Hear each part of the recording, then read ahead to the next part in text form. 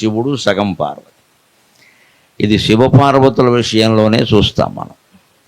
ఎందుకు అలా అయ్యాడు అంటే, భార్యను ఎందుకు తనలో కలిపేసుకున్నాడంటే, ఒక ఆయన నీలకంఠ దీక్షితులు గారని చాలా చమత్కారంగా చెబుతాడు.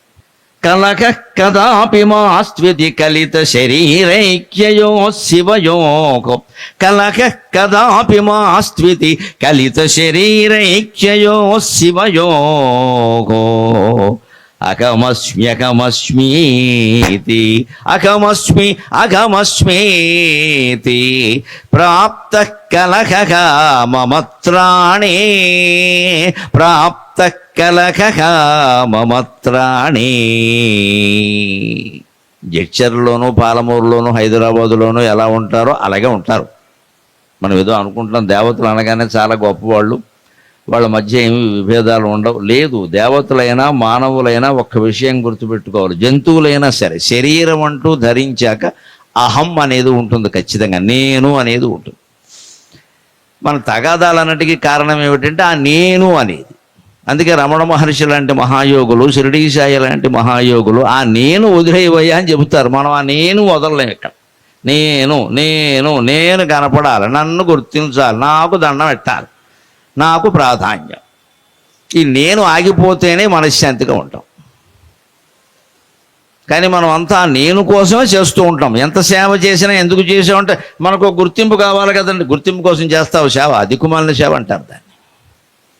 సేవ చేయడంలోనే ఆనందం పొందాలి, గుర్తింపు కోసం, గౌరవాల కోసం, ఫోటోల కోసం, ప్రచారం కోసం కాదు.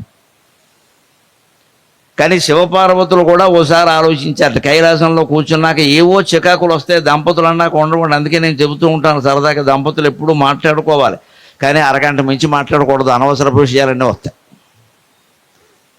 రోజుకి అరగంట మాట్లాడుకోవాలి, టైం పెట్టుకుని. మళ్ళీ అరగంట కాగానే అలారం పెట్టుకుని లేచిపోవాలి అక్కడి నుంచి. ముందు ముఖ్యంగా మగాళ్ళు లేచిపోవాలి, ఆడాళ్ళు లేవరు, నాకు తెలుసు. కూర్చో, ఎడబోతావు అంటారు అక్కడ. ఇంకా అక్కడి నుంచి ఏదో మొదలెడతారు. అందుకని మగాళ్ళే శుభ్రంగా ఏంట్రా ఎవరో పిలిచినట్టుగా అని వెళ్ళిపోవాలి, అంతే. ఇక్కడ మళ్ళీ కావాలంటే సాయంత్రం అరగంట కూర్చో. వరుస పెట్టి 3 గంటలు లవకుశ సినిమాలాగా 2 ఇంటర్వెల్తో వేసేమంటే అయిపోయినట్టే లెక్క. మొత్తం పెళ్లినాటి ముచ్చట్లన్నీ వస్తాయి అక్కడ. మీ బాబు ఏం పెట్టాడు, మా బాబు ఏం పెట్టాడు, ఎందుకు వచ్చిన గొడవ ఇదంతా. అలాగే శివపార్వతుల మధ్యలో కూడా ఒక కలహం వచ్చిందట. కవి గారు చెప్తున్నాడు సరదాగా. మరి చమత్కారం ఉండాలి కదా, లేకపోతే ఎవడు వింటాడో కవిత్వాన్ని. ఓ కలహం వచ్చిందట, ఏదో విషయంలో అభిప్రాయ భేదం వచ్చింది వాళ్ళకి. అమ్మవారు నా మాటే నిజం అంటోంది, ఈయన నా మాటే నిజం అంటున్నాడు. చివరికి రేగి రేగి రేగి ఆ తగాదా ఎంతవరకు వెళ్ళిపోయిందంటే అమ్మవారు అంది, ఊరుకోవయా, అమ్మా నాన్న లేరు, నువ్వు మాట్లాడమే అనేసింది. దేవతల జీవితాలు కొత్తగా ఆకాశంలోంచి దిగిరావండి, మనలాగే ఉంటాయి. కానీ వాళ్ళకి మనకి తేడా ఏమిటంటే, ఎక్కడ పడితే అక్కడ ఉండేవాడు దేవుడు, ఎక్కడ పడితే అక్కడే ఉండేవాడు జీవుడు, అంతే తేడా. ఈ చిన్న తేడా గమనిస్తే చాలు, దేవుడికి మనకి తేడా. గుళ్ళో దేవుడికి మనకి ఏంటంటే, దేవుడు ఎక్కడ పడితే అక్కడ ఉంటాడు, మనం ఎక్కడ ఉంటాం, ఎక్కడ పడితే అక్కడే ఉంటాం, ఇక లేవం. ఇంకా ఒక అవమానం జరిగింది అనుకోండి, ఓ ఏడాది పాటు దాని గురించే ఏడుపు, ఇంకే తర్వాత సన్మానాలు జరగలేదా. అలాగే ఒక సన్మానం జరిగింది అనుకోండి, ఇంకొక ఏడాది పాటు అసలు అడ్డాకులు మొత్తం మీద మనకి జరిగిన సన్మానం ఎవడు చెప్పాడు ఇదంతా. ఇక్కడ పత్రికల వాళ్ళని అడిగితే చెప్తారు ఏ పాటి సన్మానం జరిగింది. సన్మానం జరిగినా ఈ మనిషి అక్కడి నుంచి లేవడం. ఇంకొక ఏడాది పాటు 10 ఏళ్ల పాటు అసలు మా పెద్దక్క పెళ్లి జరిగింది, అలాంటి పెళ్లి ఇప్పటి వరకు ఎప్పుడు మీ పెద్దక్క అవ్వడం పెళ్లి కాదు, ఈయన ముఖ్యం ఇక్కడ. ఆవిడ ఈయనకి పెద్దక్క కాబట్టి చెబుతున్నాడు, ఈయన పెద్దక్క కాకపోతే చెప్పడం విషయం. అంచేది నేనే. సమస్తమైన గొడవలకి మూలం నేనే. కొన్ని వేల మంది ఉండగా చెప్పాలి కాబట్టి చెబుతున్నా. అద్వైతం అంటే అర్థం కాని సిద్ధాంతం కాదండి. అద్వైతం అర్థమైతే ప్రతి మనిషి అనారోగ్యం లేకుండా చాలా సుఖంగా ఉంటాడు. అన్నింటికీ నేను నాది కారణం, ఆ రెండు పోవాల్సింది. అందుకని అక్కడ కూడా ఒకటి వచ్చింది, ఆవిడ కోపం వచ్చి అనేసింది. కోపంలో ఊరుకోవయ్యా, అమ్మ నాన్న లేరు, నువ్వు మాట్లాడటమే అంది. ఆవిడ అన్న తప్పేం లేదండి, ఉన్నమాటే అంది ఆవిడ. మనం చాలామంది అంటాం, నేను ఉన్నమాటే అన్నాను కదండి, ఆయనకి అంత కోపం ఎందుకు వచ్చింది అంటారు. బాగుంది, ఆయన అన్నావు కాబట్టి వచ్చింది. ఉన్నమాట అయినా సరే కోపం ఎందుకు? ఉన్నమాట అయితే వేదిక మీద అంటాడా, టీవీలో అంటాడా, మైకి పెడితే అనేయడమేనా? మంచి చెడ్డ లేదా అంటే చాటుగా చింత చెట్టుకి పిదికి పిలిచి చెప్పాలన్నమాట. అందుకని ఉన్నమాట అయినా పైకి అనడానికి వీలు లేదండి. ధర్మం కూడా కాదు, అలా చెప్పలేదు శాస్త్రం. ఉన్నమాట పైకి అనేమని చెప్ప. నీకు మార్పు కావాలంటే పైకి అనాల్సిన అవసరం లేదండి. చక్కని సామెత ఉంటుంది తెలుగులో, మంచి ఉంటే మైకులో చెప్పు, చెడు ఉంటే చెవిలో చెప్పని. ఇప్పుడు ఇక్కడ కార్యక్రమంలో బ్రహ్మాండంగా జరిగింది అనుకోండి, ఆ విషయాలన్నీ నేను ఇక్కడ చెప్పాలి. ఏమైనా లోపాలు ఉన్నాయనుకోండి ఇక్కడ చెప్పను, తర్వాత సూర్యప్రకాష్ గారికి వడ్డిస్తా కారులో. హైదరాబాద్ వరకు నాతోనే ఉంటాడు కదా, గిల్లుతా, గట్టిగా గిల్లుతా, అది జరిగింది ఇది జరిగింది ఏం చేస్తున్నావు. ఎందుకని ఆయన మీద ఏం కోపంగా ఇంకోసారి జరగకుండా ఉండడానికి అంతకంటే ఏం లేదు. అంటే మన హృదయం ఏమిటి, అది లోపం జరగకుండా ఉండాలంతే తప్ప కేకలేయడం కాదు. ఇక్కడ కేకలెత్తే అలాగా మా ఇంటికి మీరు వస్తే అన్ని సక్రమంగా జరుగుతాయి, లోపాలు జరగవా, ఎక్కడైనా జరుగుతాయి. అంటే మంచి ఉంటే మైకులో చెప్పాలి, చెడు ఉంటే ఏం చేయాలి, చెవిలో చెప్పాలంటే అర్థం చెవి ఏదో కొరికేమని కాదు, ఆయన విడిగే పిలిచి చెప్పమని. ఎందుకు 10 మందిలో ఎందుకు? అందుకని ఈవిడ అన్నమాట శివుడికి అమ్మా నాన్న లేరు అన్నమాట నిజమండి. చెప్పండి, శివుడికి అమ్మా నాన్న ఎవరండి? స్వయంభువు విష్ణువుకి లేరు అమ్మా నాన్న. కుమారస్వామికి తల్లిదండ్రులు ఉన్నారు, వినాయకుడికి తల్లిదండ్రులు ఉన్నారు, రాముడికి తల్లిదండ్రులు ఉన్నారు, కృష్ణుడికి తల్లిదండ్రులు ఉన్నారు, దేవకి వసుదేవులు, రాముడికి తల్లిదండ్రులు ఉన్నారు, కౌశల్య దశరథుడు, కుమారస్వామికి వినాయకుడికి శివపార్వతులు తల్లి. మరి శివుడికి తల్లిదండ్రులు ఎవరు? పార్వతీదేవికి కూడా తల్లిదండ్రి ఉన్నారు, తండ్రి హిమవంతుడు, తల్లి మేనాదేవి, స్పష్టంగా ఉన్నాయి పేర్లు. మరి శివుడికి లేవు. అందుకని ఆయన నిజంగా స్వయంభువు. అందరికీ అమ్మానాన్న ఉండి తీరాలి, నేను అమ్మానాన్న లేనది మాత్రాన అనాథ అనకూడదు అనేసింది ఈవిడ. కోపం వచ్చేసి అమ్మా నాన్న లేరు నువ్వు మాట్లాడవే అంటే, ఆయన ఏమన్నాడో తెలిసే తెలుగు, ఉరుకోవమ్మ అత్తమ్మ లేరు నువ్వు మాట్లాడవే అన్నాడు. అది తెలివంటే. మరి అంతే కదా, ఎంత చక్కగా జవాబు ఇచ్చారండి. ఏ మొగాడికైనా తెలివి ఉందా? ఉంటే సంసారాలు ఎలా ఉంటాయా? జవాబు అలా ఉండాలి. మళ్ళీ మాట్లాడుకున్నాను, టిట్ ఫర్ టాట్. అంటే అమ్మ నాన్న లేరు నువ్వు మాట్లాడు, ఉరుకోవమ్మ అత్తమావ లేరు నువ్వు మాట్లాడు అంటే, అత్తమావ అంటే ఎవరు? వీళ్ళ అమ్మ నాన్న. అదే కదా ఆవిడ అన్నదే. ఈయన అదే అన్నాడు, నేను అదే అన్నాను అన్నాడు. నాకు అమ్మ నాన్న లేకపోతే నీకు అత్తమావ లేరు. అదేమిటి మీకు అమ్మ నాన్న లేకపోవడం కూడా నాకు లోపమేనా అంటే, అవును మాకు అత్తమావ ఉన్నారు, మేనాదేవి ఉంది మా అత్తగారు, నీకంటే అందంగా ఉంటున్నారు. అంటే ఇప్పుడు పార్వతి ఏం చేయాలి? వాళ్ళ అమ్మని పొగిడితే ఏమంటానికి వీళ్ళు? భార్య దగ్గర వేరే ఎవరినైనా పొగిడితే ఇబ్బంది ఏమో, కానీ వాళ్ళ అమ్మనే పొగిడేమనుకోండి, మా ఆయనకి ఎంత ప్రేమో నేనంటే అంట. తల్లి కదా మరి. అందుకని నాకు అత్తగారు ఉంది మేనాదేవి, నీకంటే అందంగా ఉంటుంది ఆవిడ, నీకంటే చదువుకుంది, నాకు మామగారు ఉన్నాడు హిమవంతుడు, మీకెవరున్నారు? ఇప్పుడు ఎవరు? ఈయనకి తల్లిదండ్రులు లేకపోవడం ఆవిడికి లోపం చేశాడు. వెంటనే పార్వతీదేవి గలగలా నవ్వేసింది, మొగుడంటే నువ్వయ్యా అని. కానీ అప్పుడు వాళ్ళు ఒక ఒప్పందం చేసుకున్నారు. నీలకంఠ దీక్షితుడు గారు చెబుతున్నాడు ఏమిటంటే, అనవసరంగా మనకి 2 శరీరాలు ఉండబట్టి ఈ గొడవలన్నీ వస్తున్నాయి, నేను నేను అని దెబ్బలాడుకుంటున్నాం. శరీరం లేకపోతే నేను ఉండదు కదా, అందుకని మనం ఇద్దరం ఏకమైపోదాం అనుకున్నారు. కలక కదా అపిమా ఆస్త్వితి, ఎప్పుడూ మనకి ఇంకా దెబ్బలాట రావద్దు అని కలిత శరీరైక్యయో శివయోహో, 2 శరీరాలు కలిపి ఒకటిగా చేసి అర్ధనారీశ్వరుడిగా మారాట. ఎవరు? మన శివాలయంలో ఉండే శివుడు. కానీ అప్పుడు కూడా తగాదా తప్పలేదుట. ఎలా వచ్చిన తగాదా? అఘమస్మి అఘమస్మీతి, అఘమస్మి అఘమస్మీతి మమత్రాణే ప్రాప్తగా కలహక. అప్పుడు మన అడ్డాకుల శివాలయానికి వెళ్ళి భక్తుడు ఒకడు దండం పెట్టి, పరమేశ్వర నన్ను కాపాడు అనగానే, ఈయన అర్ధనారీశ్వరుడు కదా, సగం పార్వతి సగం శివుడు కదా, ముందు పార్వతీదేవి చెయ్యిలా ఎడంచే బయటకు పెట్టి వాడు దండం పెట్టాడు, నేను కాపాడుతాను అందులో. వెంటనే శివుడు కూడా ఓ చెయ్యి చాపి నా వైపుకే దండం పెట్టాడు, రైట్ సైడ్. అందుకే నేను కాపాడుతాను అన్నట్టు. మొత్తం మీద వీళ్ళకి తగదా తప్పలేదు, సగం ఒకటే దేకవేసి. కానీ ఎందుకయిందంటే, ఈ సమావేశానికి వచ్చిన భక్తులందరినీ కాపాడే విషయంలో వాళ్ళు తగాదా పడ్డారు. అంత మానవత్వం ఉంది వాళ్ళల్లో, అంత మానవత్వం ఉంది.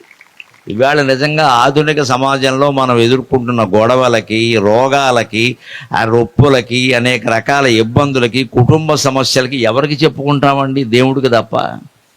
ఆ దేవుడు నేను కాపాడడానికి నిన్ను కాపాడడానికి నేను ఉన్నాను అని 2 దేవుళ్ళు పోటీ పడితే మనకు ఆనందమేగా, మనకు ఆనందమే కదా. ఇప్పుడు శివుడికి గుళ్ళో దండం పెట్టుకున్నాం, అవుతుందో అవుదాం అనుకున్నాం, ఎందుకైనా మంచిదని ఆంజనేయ స్వామి కూడా చెప్పేశాం, పక్కనే సాయిబాబా గారికి కూడా చెప్పేశాం. ముగ్గురు పోటీ పడి, అదిగో వాడు ముగ్గురికి దండం పెట్టాడు, నేను కాపాడుతా అంటే మనకి మొత్తం ట్రిపుల్ సేఫ్టీ, 3 రకాల రక్షణ దొరికినట్టే. హిందూ మతంలో ఉండే గొప్ప రక్షణ ఇదేనండి. ఒకే దేవుణ్ణి నమ్ముకోవలసిన కర్మ మనకు లేదు. ఒక 100 మంది దేవతలు ఉన్నారని చెప్పండి, ఎవడు అడిగినా సరే. ఒక 100 మంది ఉన్నారు. ఈయన కాకపోతే ఆయన, ఆయన కాకపోతే ఆయన. హిందువులు ఎవరు వెర్రివాళ్ళు కాదు. ఇక్కడ ఒకే దేవుడు, 100 మంది దేవుళ్ళని ఆరాధించట్లేదండి మనం. ఒకే దేవుణ్ణి 100 రూపాల్లో ఆరాధిస్తున్నాం. అది హైందవ జాతి బహుళ ఆరాధనా తత్వం అంటారు. ఎందుకు ఆరాధిస్తాం? ఏం పిచ్చాళ్ళమా? ఒకే రూపంలో ఆరాధించదు. ఒకే రూపంలో ఆరాధిస్తే ఏం జరుగుతుందో, మన కుటుంబాల్లో ఏం జరుగుతుందో గమనించండి. మీ అబ్బాయి మీ దగ్గర ఉన్నాడు, మా అబ్బాయి మా అబ్బాయి మా అబ్బాయి అని బాగా దువ్వారు. 10 ఏళ్ళు అయ్యేసరికి ఏమైంది, వాడి మీద పడిపోయిన ధృతరాష్ట్రులే తయారయ్యాం అందరం కూడా. అబ్బాయిని కాదనలేని పరిస్థితి. ఎందుకని? వాడి రూపమే, వాడే కొడుకు, వాడొక్కడే అని వాడినే దువ్వావు. కాకుండా అడ్డాకుల్లో ఉండేవాళ్ళందరూ నాకు సంతానమే అనుకుని ఉంటే, మా అబ్బాయిలే అనుకుని ఉంటే ఇంత వ్యామోహం ఉండేది కాదు కదండి. అది హిందూ తత్వం, అది హిందూ తత్వం. నువ్వు ఒక్క రూపం మీద వ్యామోహం పెంచుకున్నావంటే నువ్వు పిచ్చాడివైపోతావు. అది దేవుడి రూపమైనా సరే. నాకు కుష్ఠునేనండి, ఇంకేమి నచ్చదంటే ఎర్రగడ్డలో బారేయడం మంచిది పట్టుకెళ్ళి. పిచ్చి వేషాలు అయితే ఇక్కడ హిందూ ధర్మంలో ఇవన్నీ కుదరవు. సనాతన ధర్మం అంటే రూపానికి ప్రాధాన్యం ఉండదు, తత్వానికే ప్రాధాన్యం. బహుళ ఆరాధనా తత్వంలో ఉండే విశేషం ఏమిటంటే, వినాయక చవితి వచ్చి 9 రోజులు పండగ చేస్తాం. తర్వాత దసరా వస్తే వాళ్ళ అమ్మగారు వస్తుంది, 10 రోజులు పండగ చేస్తాం. తర్వాత కార్తీక మాసం వస్తే వాళ్ళ నాన్నగారు వస్తాడు, నెలంతా చేస్తాం. తర్వాత మార్గశిరమాలు వస్తే వాళ్ళ మేనమామ విష్ణుమూర్తి వస్తాడు, మళ్ళీ నెలంతా చేస్తాం. మళ్ళీ రథసప్తం వస్తే సూర్యుడిని ఆరాధిస్తాం. ఇలా మనకు అనేక విశేషాలు ఉన్నాయి. అంతెందుకు, ఇవాళ జూన్ 8వ తేదీ నేను మాట్లాడుతూ చెబుతున్నా, మీరు అడ్డాకుల వారు అదృష్టవంతులు. నా ప్రసంగం అయిపోయాక రాత్రి 9 నుంచి 12 గంటల వరకు మీరు ఆకాశంలో పశ్చిమ దిశ చూడండి. ఇవాళ గురుగ్రహం శుక్రగ్రహం 2 దగ్గర కాబోతూ ఉన్నాయి. ఒక అద్భుత దృశ్యం మనకు కనబడుతుంది. ఇవాళ పత్రికల నిండా వచ్చిన వార్త ఈ రోజే. ఇక్కడే గురుగ్రహం శుక్రగ్రహం ఆకాశంలో నిజంగా కోట్ల మైళ్ళ దూరంలో ఉంటాయి, కానీ ఒక రేఖలోకి ఇలా రాబోతున్నాయి, దగ్గరగా రాబోతున్నాయి. పత్రికల్లో ఇదివరకే వచ్చింది. రేపు 8, 9 ఇవాళ రేపు కూడా ఆ దృశ్యం రాత్రి కనపడుతుంది. పశ్చిమ దిశను కనపడుతుంది. ఎంత వీలైతే అంత కనపడుతుంది. ఈ విషయాలన్నీ మన పంచాంగం రాసినటువంటి బ్రాహ్మణులు, పండితులు, పురోహితులు వాళ్ళు ఎప్పుడో కొన్ని వేల ఏళ్ల క్రితమే ఈ కంప్యూటర్లు ఏవీ లేని రోజుల్లో కేవలం వేళి కణుపుల మీద లెక్కలు పెట్టి జాతకాలు తయారు చేశారండి. ఆ జాతికి నమస్కారం, మన జ్యోతిష్ శాస్త్రానికి నమస్కారం. ఇవాళ ల్యాప్టాప్లు పెట్టుకుని ఏదో లెక్కలేయడం పెద్ద విషయం కాదు. ఇవేవీ లేనప్పుడు ఊరికే పల్లెటూళ్ళలో 100 ఏళ్ల క్రితం కూడా మా పెద్దలు చెప్పేవాళ్ళు, ఇలా లెక్కెట్టేవాళ్ళు, అంతే లెక్క. పైగా ఆ లెక్క కూడా వాళ్ళు ఎక్కడి నుంచి పెట్టరు, అదో లెక్క ఉంది. ఇక్కడ 2000 ఉంగరం వేలు ఉంటుంది, దానికి మధ్యలోంచి మొదలు పెడతారు. 1, 2 అని మళ్ళీ ఇలా వస్తారు. దానికో లెక్క ఉంది. ఆ లెక్క ప్రకారమే చేస్తారు. ఖచ్చితంగా నక్షత్రాల లెక్క ప్రకారం ముహూర్తం పంచాంగం చూడకుండా కూడా పెట్టేసేవాళ్ళని చూసాం. అంత శాస్త్రం ఉంది మనకి. ఇవాళ రాత్రి ప్రత్యక్షంగా చూస్తాం మనం. 8, 9 తేదీలో రాత్రి 8 పశ్చిమ దిశని గురుగ్రహం శుక్రగ్రహం మరొకటి మొత్తం 3 కలిపి దగ్గరగా కనపడతాయి. ఒక ఆకాశంలో ఒక అద్భుతాన్ని మనం చూడబోతున్నాం. ఈ అద్భుతాలన్నీ ఉన్నాయే. ఇలాగే కొన్నాళ్ళు రాముణ్ణి, కొన్నాళ్ళు కృష్ణుణ్ణి, కొన్నాళ్ళు సూర్యుణ్ణి, కొన్నాళ్ళు శివుణ్ణి, కొన్నాళ్ళు షిరిడీ సాయిని ఇలా రకరకాలుగా అర్చన చేసి చివరికి ఏమవుతుందంటే, చెయ్యగా హిందువుకు ఉండే సౌభాగ్యం ఏంటంటే, ఇంతమంది దేవతలు అయినప్పుడు ఈ అర్చించేవాడు మాత్రం దేవత కాదా అనే విషయం ఆలోచిస్తాడు. అహం బ్రహ్మాస్మి అర్థమైపోతుంది అంతా. 4 వేదాల సారాంశం ఏమిటంటే, నేనే ఆ పరమాత్మ స్వరూపం, అహం బ్రహ్మాస్మి. గురువు చెబుతాడు, తత్వం అసి, అది నువ్వే అవుతున్నావయ్యా, వేరే దేవుడు అంటూ ఎక్కడా లేడయ్యా, అది నువ్వే. నువ్వు తెలుసుకోలేక జీవుడు అయ్యావు, తెలుసుకుంటే నువ్వే దేవుడివి. ఒకటే లెక్కండి, మనం ఏ పని చేసినా సరే ఒకటి గుర్తుపెట్టుకుందాం. ఆ పని ద్వారా మనకి బంధం ఏర్పడింది అంటే మనం జీవుడు. ఆ పనితో మనకి బంధం ఏం లేకుండా కేవలం సేవాభావంతో చేస్తే మనం దేవుడు, అంతే లెక్క.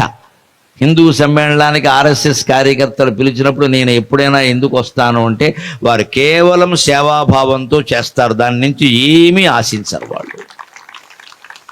ఇలాగా అడ్డాకుల, అరిటాకుల, తాటాకుల మొత్తం ఏ ఊరంటే ఆ ఊరు వెళ్ళిపోతారండి. ఏం పడితే తింటారండి అక్కడ. బాబు మేము శాకాహారం అంతే, అదొక్కడే పెట్టండి, కులంతో మాకు నిమిత్తం లేదు, అష్టాదశ వర్ణాల్లో ఎవరు పెట్టినా మేము తింటాం అని వాళ్ళు దేశభక్తి కోసం పరిశ్రమిస్తున్నారు. కాబట్టి వాళ్ళ కోసం వచ్చాను నేను, ఇంత దూరం వాళ్ళ కోసం వచ్చాను.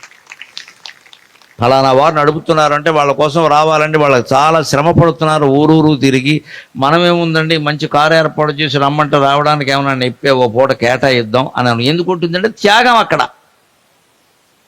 ఆ త్యాగం ఉన్న చోట భగవంతుడు ఉంటాడు. నిజంగా చెప్పండి, సేవాభావంతో చేస్తారు కాబట్టి వారు దేవుడితో సమానం.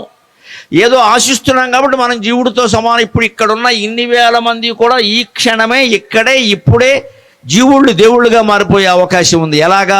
చేసే పని నుంచి ఏమీ ఆశించకండి, హాయిగా చెయ్యండి, ఫలితాన్ని పరమేశ్వరుడు వదిలేసేయండి, అంతే లెక్క.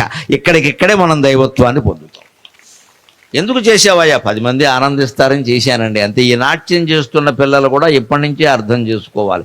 ఎవరో మీకు మెచ్చుకోవడం కోసం, ఎవరో దండ వేయడం కోసం, ఎవరో ముద్దెట్టుకోవడం కోసం, ఎవరో ఫోటో తీయడం కోసం చేయకూడదమ్మా. మీరు నాట్యం చేస్తుంటే మీకు ఆనందంగా ఉందా లేదా? ఉంటే ఈ వేషాలు అక్కల. మీ ఇంట్లో కూడా మీకు పంజాబీ డ్రెస్ వేసుకుని కూడా మీరు చేస్తారు. మీరు జీన్స్ ప్యాంట్ వేసుకుని కూడా చేసుకోవచ్చు, పర్వాలా. మీ ఇంట్లో మీ నాట్యంలో మీరు ఆనందం పొందాలి. ఎవరో మెచ్చుకోవడంలో మీరు ఆనందం పొందారు అంటే ఆశాభంగం ఖాయం. వాళ్ళు మెచ్చుకోవచ్చు, మెచ్చుకోకపోవచ్చు. కానీ మన నాట్యంలో మనమే ఆనందం పొందామనుకో, మనం బాగా చేసాం అని మనకే అనిపించింది అనుకో, ఇంకెవడో మెచ్చుకోవడం ఎందుకంటే పని లేక. ఆ సెల్ఫ్, ఆ ఆత్మ ఎప్పుడైతే మనకి తెలిసిందో దైవత్వం మనకి అప్రయత్నంగా అబ్బేసినట్టు లెక్క. అందుకే మనం బహుళ దేవతారాధన చేస్తాం. అందుకే శివుడు శివపార్వతుల గురించి చమత్కారంగా నీలకంఠ దీక్షితులు గారు ఏమన్నాడు అంటే, ఇలాంటి ఆత్మజ్ఞానం కోసం తాపత్రయపడే భక్తుల్ని కాపాడడానికి మళ్ళీ శివపార్వతులు పోటీ పడతారట. అహమస్మి నేను కాపాడుతాను అని శివుడు అంటే అమ్మవారు ఉంటుందట. దేవాలయంలో ఎడంవైపుకి వచ్చి దండం పెట్టాడు వాడు. ఎడంవైపు అంటే నేనే కదా, మరి లెఫ్ట్ సైడ్ పార్వతి ఆడవాళ్ళని కూర్చోబెడతారు కదా, అందుకని ఎడంవైపు నేనే కదా, అందుకని నేను కాపాడుతా ఉంటుందట. శివుడు అలా కాదు, వాడు శివాలయం అన్నారు, పార్వతాలయం అని అనలేదు దీన్ని, అందుకని ఇది నా ఆలయం, నేను కాపాడుతాను అంటే మొత్తం ఇద్దరం పోటీ పడి కాపాడితే మనకు అంతే కదండి కావాల్సింది. అది శివపార్వతుల యొక్క గొప్పదనం. దీన్ని నీలకంఠ దీక్షితులు గారని ఆయన మనకి నీలకంఠ త్రిశితులు అందిస్తాడు. ఇంకొక మాట, ఆంజనేయ స్వామిని కూడా మనం దర్శించుకున్నాం. ఆంజనేయ స్వామి అంటే ఒకటే లేక కర్తవ్యం స్మర్తవ్యం రెండే ఉంటాయి ఆంజనేయ స్వామికి. ఆంజనేయ స్వామి లక్షణాలు 2, కర్తవ్యం స్మర్తవ్యం.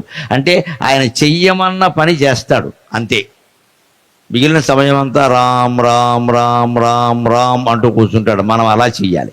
కర్తవ్యము ధర్మపదము, స్మర్తవ్యము రామపదము స్వామి నీకు. కర్తవ్యము ధర్మపదము, స్మర్తవ్యము రామపదము స్వామి నీకు. ధర్తవ్యము సంజీవని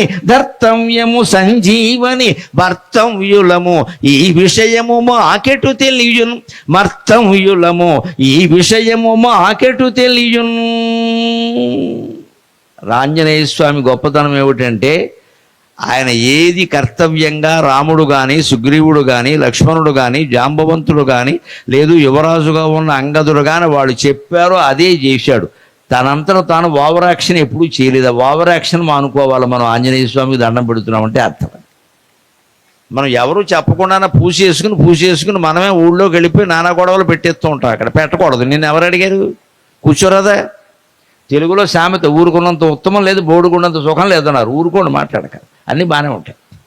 బోడుకున్నంత సుఖం లేదు, ఎందుకంటే నూనె రాయక్కర్లేదు, తలతో ఒక్కలేదు, దొప్పటి ముసిగెట్టినా పర్వాలేదు, తీసినా పర్వాలేదు, గొడవ లేదు, శుభ్రంగా. నెలకోసారి తిరుపతి వెళ్ళినా వెళ్ళపని ఎక్కడ గీయించేసుకుంటే అయిపోతుంది, గొడవ లేదు. అలాగే ఊరుకున్నంత ఉత్తమం లేదు. ఎవరో దంపతులు దెబ్బలాడుకుంటారు మన పక్కింట, శుభ్రం కిటికీ తీసుకుని శుభ్రం కాలక్షేపం చేసుకోవాలి. మధ్యలో వెళ్ళి కల్పించుకుంటే ఇద్దరు కొట్టేస్తారు. సాయంత్రం అయితే ఇద్దరు ఏకమైపోతారు. వాళ్ళు తక్కువలు కాదు, మనకెందుకు గొడవ? వాళ్ళే ఏదో వచ్చి అడిగి, బాబు నువ్వు పెద్ద మనిషివి కదా కాస్త చెప్పబోయా ఆయన అంటే అప్పుడు వేరే విషయం. మా అక్కయ్య ఆవిడ నువ్వు చెప్పకుండా ఎలా ఉంటావు అని చెప్పొచ్చు. కాస్త ఆయన చెప్పమనకుండా మనం వెళ్ళేవనుకో గొడవలు అయిపోతాయి. హనుమంతుడి నుంచి మనం నేర్చుకోవాల్సింది అంతే. సముద్రం దాటడం కోసం అందరూ ప్రయత్నం చేస్తున్నారు. ఒక ఆయన అన్నాడు, నేను 100 మైళ్ళు దాటుతాను అన్నాడు. ఇది 10 మైళ్ళు దాటుతాను అన్నాడు. మరి తర్వాత ఎవడు దాడతాడో? అది శతయోజన విస్తీర్ణం అంటే 800 మైళ్ళు ఉంది. యోజనం అంటే 8 మైళ్ళు, శతయోజనం అంటే 800 మైళ్ళు. 800 మైళ్ళు సముద్రాన్ని దాటాలంటే ఈయన గారు ఎవడో వచ్చి నేనేమో ఒక 100 మైళ్ళు దాడతా, ఇంకోటి వచ్చి 100 మైళ్ళు దాడతాడు. రిలే పరుగు పందంలాగా అక్కడి నుంచి ఇంకెవడన్నా దాడతాడా? జరిగే పని కాదు కదా. మొత్తం దూకేవాడు కావాలి. ఇలా అంటుంటే చివరికి జాంబవంతుడు కూడా అన్నాడు, నేను మొత్తం 800 మైళ్ళు దూకేస్తాను, అనుమానం ఏం లేదు, కానీ తిరిగి రాలేను అన్నాడు. తిరిగి రాకపోతే అక్కడ టీ కొట్టు పెట్టుకుంటావా? లంకలో పెట్టనిస్తాడా రావణాసురుడు? జాంబవంతా టీ స్టాల్ అని పెడితే ఊరుకుంటాడా? తిరిగి రావాలి కదండి. మనం ఏదైనా పని మీద పంపించేవాడు తిరిగి రావాలి కదా. అక్కడే ఉండిపోతానంటే ఎలాగా? అందుకని ఇంతమంది ఇలా మాట్లాడుతూ ఉంటే చివరికి జాంబవంతుడు అన్నాడు, మనం అంతా ఊరికే కబుర్లు చెప్పడానికి పనికొస్తాం, పనిచేసేవాడు హనుమంతుడు, ఆయన దగ్గరికి పదండి.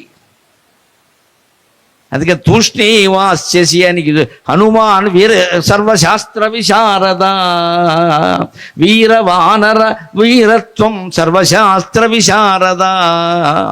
అన్ని శాస్త్రాలు చదివిన వాడివి, మహానుభావుడివి, నువ్వు అలా ఊరికే ఉంటే పని ఎలా అవుతుందయ్యా అన్నాడు. సర్వశాస్త్ర విశారద, అన్ని శాస్త్రాలు తెలుసున్న నువ్వు ఊరుకుంటే ఎలాగయ్యా? అప్పుడు తాత ఏం చేయమంటావంటే, అయ్యా సముద్రం దాటాలయ్యా నీ వల్ల అవుతుంది అంటే, అప్పుడు ఆయన రామ్ రామ్ రామ్ అంటూ మహేంద్ర పర్వతం మీద మరో మహేంద్ర పర్వతంలాగా పైకి లేచి కర్తవ్యము ధర్మపదము, అది కూడా ఎందుకు చేశారండి?